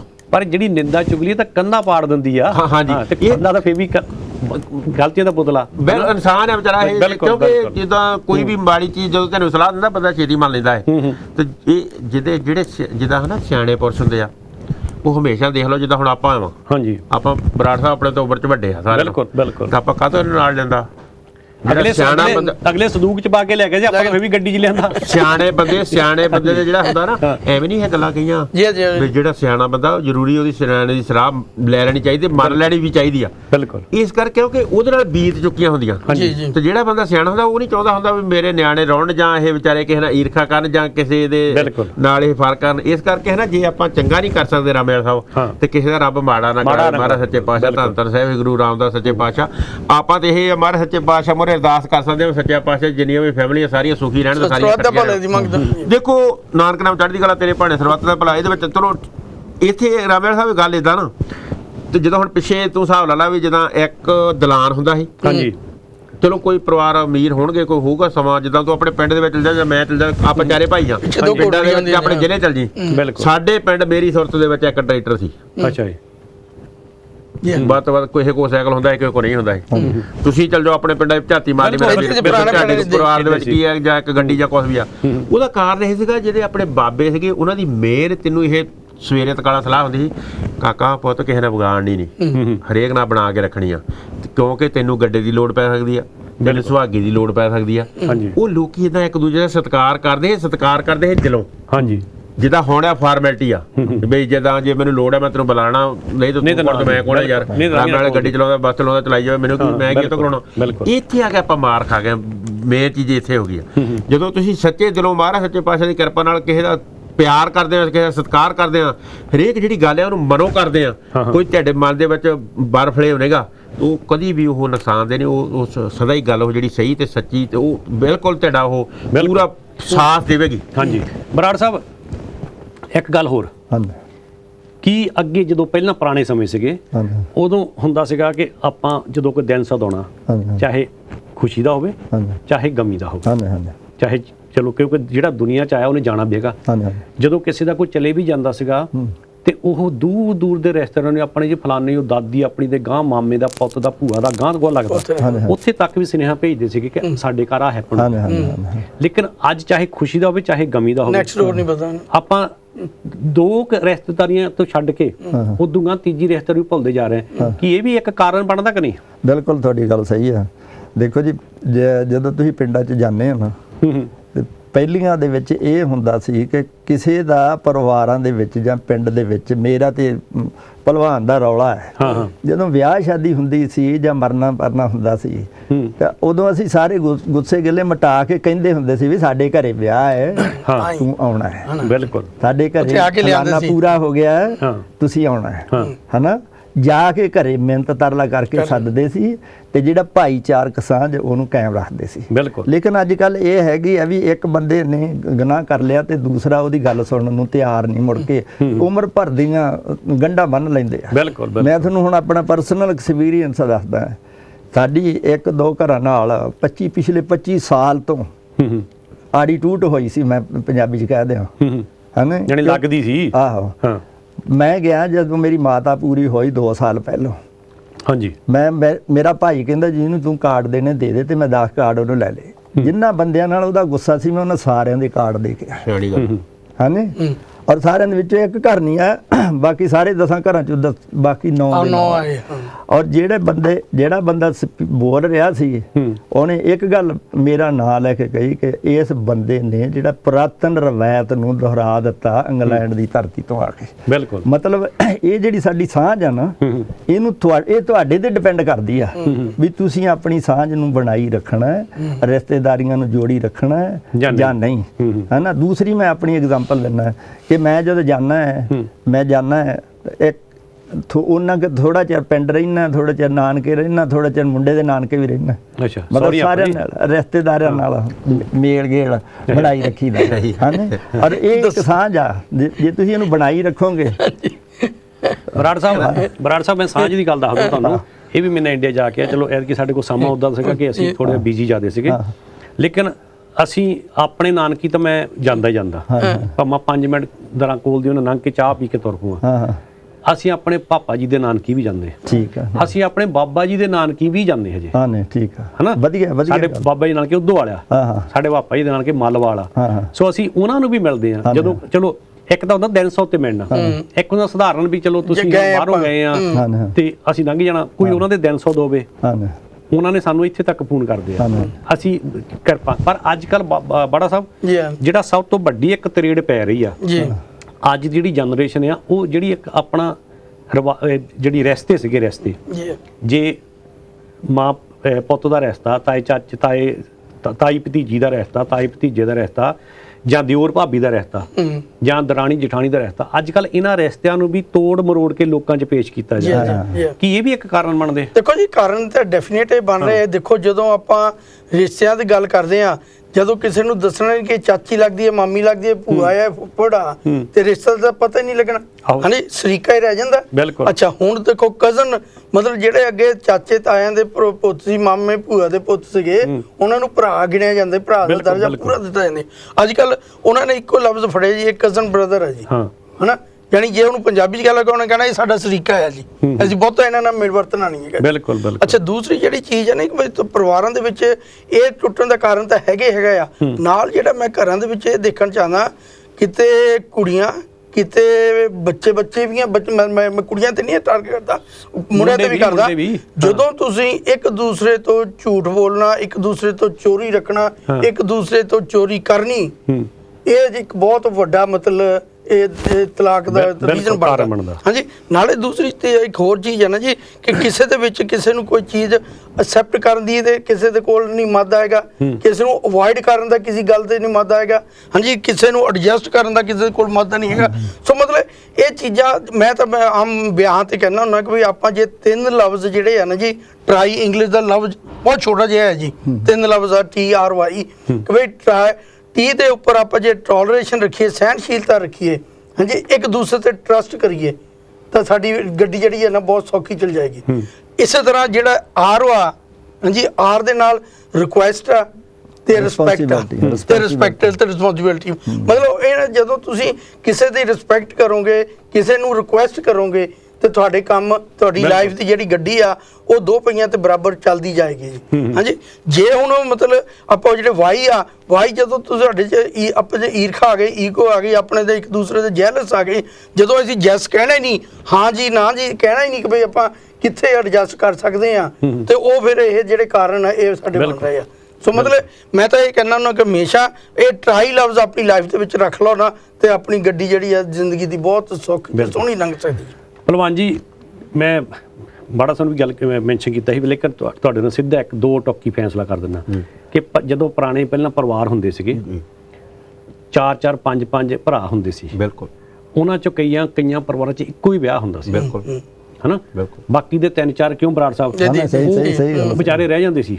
ਲੇਕਿਨ ਜਿਹੜਾ ਵਿਆਹ ਹੁੰਦਾ ਸੀ, ਉਹ ਜੇ ਵੱਡਾ ਵਿਆਹ ਹੋ ਗਿਆ ਤੇ ਉਹਨੂੰ ਸਾਰਿਆਂ ਨੇ ਭਾਬੀ ਕਹਿਣਾ, ਭਾਬੀ ਦੀ ਕਦਰ ਮੰਗਰ ਸੀ ਕਿ ਨਹੀਂ। ਲੇਕਿਨ ਅੱਜ ਉਹ ਕਦਰ ਨੂੰ ਲੋਕੀ ਹੋਰ ਤਰ੍ਹਾਂ ਪੇਸ਼ ਕਰ ਰਿਹਾ, ਕਿ ਉਹ ਇਦਾਂ ਦੇ ਕਾਰਨ ਵੀ ਬਣਦੇ ਕਿ ਨਹੀਂ ਬਣਦੇ, ਜਾਂ ਉਦੋਂ ਕਿੰਨੀ ਕਦਰ ਸੀ ਤਾਂ ਅੱਜ ਕਿੰਨੀ ਕਰੇਗੀ? ਦੇਖੋ ਜੀ, ਆਪਾਂ ਪਹਿਲਾਂ ਵੀ ਗੱਲ ਕੀਤੀ, ਗੱਲ ਤੁਹਾਡੇ ਮਾਈਂਡ ਤੇ ਡਿਪੈਂਡ ਕਰਦਾ ਹੈ, ਕਿੱਧਰ ਜਾਂਦਾ ਤੁਹਾਡੀ ਸੋਚ ਜਿਹੜੀ ਆ। ਬਿਲਕੁਲ, ਜਿਹੜੀ ਤੁਹਾਡੀ ਸੋਚ ਹੈ, ਜੇ ਤਾਂ ਤੁਸੀਂ ਭਾਈ ਗੁਰਦਾਸ ਜੀ ਦੀਆਂ 12 ਨੂੰ ਇੱਥੇ ਮੁੱਖ ਰੱਖ ਲਓਗੇ, ਪਰ ਬੇਟੀ ਕੋ ਬੇਟੀ ਜਾਣੇ, ਪਰ ਇਸਤਰੀ ਕੋ ਮਾਤ ਬਖਾਣੇ, ਜਿੱਦਾਂ ਭਾਈ ਗੁਰਦਾਸ ਜੀ ਦੇ 12 ਦੇ ਵਿੱਚ ਆਉਂਦਾ ਵੀ ਜਿਹੜੀ ਤੁਹਾਡੇ ਤੋਂ ਛੋਟੀ ਆ ਉਹ ਤੁਹਾਡੀ ਬੱਚੀ, ਤੇ ਜਿਹੜੀ ਬਰਾਬਰ ਦੀ ਉਹ ਭੈਣ, ਤੇ ਜਿਹੜੀ ਵੱਡੀ ਆ ਮਾਂ ਸਮਾਨ ਆ। ਬਿਲਕੁਲ, ਤੇ ਜਦੋਂ ਮਰਜੀ ਤੂੰ ਹਨਾ ਭਾਈ ਸਰੀਕੇ ਦੇ ਵਿੱਚ ਜਾਂ ਸੱਜਣਤਾਈ ਦੇ ਵਿੱਚ, ਜਿੱਥੇ ਕਿਤੇ ਤੇਰੀ ਬਾਕ ਵਿਦਿਆ ਜਾਂ ਜਿੱਥੇ ਤੇਰੀ ਪਹੁੰਚ ਹੈ, ਜਿੱਥੇ ਤੇਰੀ ਸੋਚ ਤੇਰੀ ਜਾਂਦੀ, ਜਿੱਦਾਂ ਵੀ ਉੱਥੇ ਤੇ ਮਾਰ ਲਈ ਆਪਣੀ ਇਹਨੂੰ ਸੋਚ ਨੂੰ ਦੜਾ ਲਈ, ਨਿਗਾਹ ਮਾਰ ਲਈ। ਰਿਸਪੈਕਟ ਸੀ ਇਹ ਕਰਦੇ ਹੋ। ਬਿਲਕੁਲ, ਜੇ ਵੱਡੀ ਆ ਭਾਬੀ ਆ, ਉਹਨੂੰ ਮਾਂ, ਜਿੱਦਾਂ ਆਪਾਂ ਗੱਲ ਕੀਤੀ, ਜਦੋਂ ਆਪਾਂ ਘਰ ਦੇ ਵਿੱਚ ਕੋਈ ਕੰਮ ਕਰਨਾ, ਆਪਾਂ ਸਲਾਹ ਨਹੀਂ ਲੈਂਦੇ ਹੁੰਦੇ, ਫਲਾਣੇ ਸਲਾਹ ਲੈ ਲਈਏ, ਉਹਨੂੰ ਪੁੱਛ ਲਈਏ। ਉਹਦੀ ਜਿਹੜੀ ਸੋਚ ਸੀ, ਉਹਨੂੰ ਜਿੱਦਾਂ ਇੱਕ ਮਾਤਾ ਸਨਮਾਨ ਸੀ ਉਹ। ਤੁਸੀਂ ਮੈਂ ਆਪਾਂ ਮੇਰੀ ਸੋਚ ਆ, ਸਾਡੇ ਪਿਤਾ ਜੀ ਹੈ ਨਹੀਂਗੇ ਹੁਣ, ਚੜ੍ਹਾਈ ਕਰ ਗਿਆ, ਮਾਤਾ ਜੀ ਹੈਗੇ ਆ, ਤੇ ਜਿਹੜਾ ਸਾਡਾ ਵੱਡਾ ਭਰਾ ਆ, ਚਾਹੇ ਉਹ ਜਿੱਦਾਂ ਮਰਜ਼ੀ ਹੋਵੇ, ਜਦੋਂ ਕੋਈ ਕੰਮ ਦੇ ਵਿੱਚ ਘਰ ਦੇ ਵਿੱਚ ਕੋਈ ਗੱਲ ਜਾਂ ਸਲਾਹ ਕਰਨੀ, ਉਹਨੂੰ ਮੈਂ ਆਪਣੇ ਪਿਤਾ ਸਮਾਨ ਵੀ ਸਮਝਦਾ। ਮੇਰੀ ਸੋਚ ਆ ਇਹ, ਵੱਡਾ ਉਹ ਤੇ ਭਰਾ ਤਾਂ ਹੈਗਾ ਹੀ ਆ, ਉਹ ਵੱਡਾ ਭਰਾ ਵੀ ਆ, ਉਹ ਤੋਂ ਜਿਹੜਾ ਛੋਟਾ ਵਾ ਉਹਨੂੰ ਵੀ ਮੈਂ, ਜਿੱਦਾਂ ਹੁਣ ਮਾਤਾ ਜੀ ਆ, ਕੋਈ ਘਰ ਦੇ ਵਿੱਚ ਕਾਰਜ ਕਰਨਾ, ਕਿਉਂਕਿ ਜਿਹੜੇ ਤੁਸੀਂ ਇਹ ਰਿਸਪੈਕਟ ਆ, ਜਦੋਂ ਮਹਾਰਾਜ ਸੱਚੇ ਪਾਤਸ਼ਾਹ ਤੁਹਾਡੇ ਤੇ ਕਿਰਪਾ ਕਰਦਾ ਵਾ, ਜਦੋਂ ਤੁਸੀਂ ਮਾਤਾ ਪਿਤਾ ਦੀ ਰਿਸਪੈਕਟ ਜਾਂ ਉਹਦਾ ਸਤਿਕਾਰ ਕਰਦੇ ਆ, ਕਿਉਂਕਿ ਜੇ ਇੱਕ ਮਾਤਾ ਤੇ ਇੱਕ ਪਿਤਾ ਇਹੋ ਜਿਹੀ ਚੀਜ਼ ਆ ਜਿਹਨੇ ਤੁਹਾਡੇ ਹਰੇ ਵੇਲੇ ਤੁਹਾਨੂੰ ਸੀਸ ਹੀ ਦੇਣੀ ਆ। ਬਸ ਬਿਲਕੁਲ। ਇਸ ਕਰਕੇ ਆਪਾਂ ਜਿੱਦਾਂ ਜਿਹੜਾ ਤੁਹਾਡਾ ਕੁਐਸਚਨ ਹੈ ਉਹਦਾ ਆਨਸਰ ਇਹੀ ਆ ਵੀ ਤੁਹਾਡੇ ਮਾਈਂਡ ਤੇ ਡਿਪੈਂਡ ਕਰਦਾ, ਤੁਸੀਂ ਉਹਨੂੰ ਕਿੱਦਾਂ ਡੀਲ ਕਰਦੇ। ਹਾਂ, ਉਦੋਂ ਦੇ ਜ਼ਮਾਨੇ ਦਾ ਤੇ ਹੁਣ ਦੇ ਜ਼ਮਾਨੇ ਦਾ ਫਰਕ ਵੀ ਆ, ਜਾਂ ਹੁਣ ਸਿਰਫ ਫਾਰਮੈਲਿਟੀ ਕਰਦੇ ਆ, ਉਦੋਂ ਜੋ ਕਹਿੰਦਾ ਆਪਣਾ ਸਮਾਂ ਮੌਕੇਦਾਰ ਮੈਂ ਕਹਿੰਦਾ ਸੀ। ਸੋ ਮੈਂ ਤੁਹਾਡਾ ਰਿਣੀ ਆ, ਕਿਉਂਕਿ ਆਪਾਂ ਕਿ ਜਿਹੜਾ ਇਹ ਆਪਣਾ ਇਹ ਵਿਸ਼ਾ ਸੀਗਾ ਅੱਜ ਦਾ, ਇਹ ਇਦਾਂ ਨਹੀਂ ਸੀ ਘੰਟੇ ਦੇ ਵਿੱਚ ਮੁਕਾ ਦਈਏ। ਇਸ ਸਮੁੰਦਰ ਕੁੱਜੇ ਤੋਂ ਵੀ ਛੋਟੀ ਕੁੱਜੀ ਚ ਪਾਉਣ ਦੀ ਆਪਾਂ ਕੋਸ਼ਿਸ਼ ਕੀਤੀ ਆ, ਲੇਕਿਨ ਆਪਾਂ ਇੱਥੇ ਫਿਰ ਕਿਤੇ ਗਾਹਾਂ ਤੋਂ ਵਿਚਾਰਾ ਕਰਾਂਗੇ।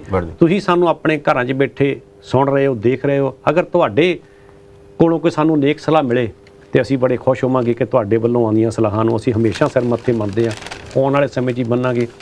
ਸਾਡੀ ਚੌਹਾਂ ਦੀ ਨਹੀਂ, ਪੂਰੇ ਸਿੱਖ ਚੈਨਲ ਦੀ ਟੀਮ ਮੈਨੇਜਮੈਂਟ ਦੀ ਨਹੀਂ, ਅਸੀਂ ਪੂਰੇ ਆਪਣੇ ਤਨੋਂ ਮਨੋਂ ਅਰਦਾਸ ਕਰਦੇ ਗੁਰੂ ਚਰਨਾਂ 'ਚ ਕਿ ਕਿਸੇ ਦੇ ਘਰ ਇਹੋ ਜਿਹਾ ਵਾਕਿਆ ਨਾ ਹੋਵੇ, ਡਿਵੋਰਸ ਦੀ ਗੱਲ ਨਾ ਆਵੇ, ਪਰਿਵਾਰਾਂ 'ਚ ਤਰੇੜਾਂ ਨਾ ਪੈਣ, ਭਰਾ ਨਾਲੋਂ ਵੱਖ ਨਾ ਹੋਵੇ, ਮਾਂ ਪੁੱਤ ਨੂੰ ਛੱਡ ਕੇ ਨਾ ਚੱਲ ਜਾਵੇ, ਪੁੱਤ ਗੁੱਸੇ ਨਾ ਹੋ ਜਾਣ। ਸਾਰੇ ਰਿਸ਼ਤਿਆਂ ਨੂੰ ਇੱਕ ਲੜੀ 'ਚ ਪਰੋ ਕੇ ਰੱਖਿਆ ਜਾਵੇ, ਸਾਰੇ ਰਿਸ਼ਤਿਆਂ ਨੂੰ ਇੱਕ ਪਿਆਰ ਤੇ ਸਤਿਕਾਰ ਨਾਲ ਦੇਖਿਆ ਜਾਵੇ, ਸਮਝਿਆ ਜਾਵੇ। ਸੋ ਸਾਡੇ ਵੱਲੋਂ ਹੋਈਆਂ ਭੁੱਲਾਂ ਚੁੱਕਾਂ ਦੀ ਖਿਮਾ ਮੇਰੀ ਪੂਰੀ ਟੀਮ ਅਤੇ ਆਪਣੇ ਦਾਸ ਬਲਿਹਾਰ ਸਿੰਘ ਰਾਮੇਵਾਲ ਨੂੰ ਬੁਲਾਓ। ਫਤਿਹ। ਵਾਹਿਗੁਰੂ ਜੀ ਕਾ ਖਾਲਸਾ, ਵਾਹਿਗੁਰੂ ਜੀ ਕੀ ਫਤਿਹ।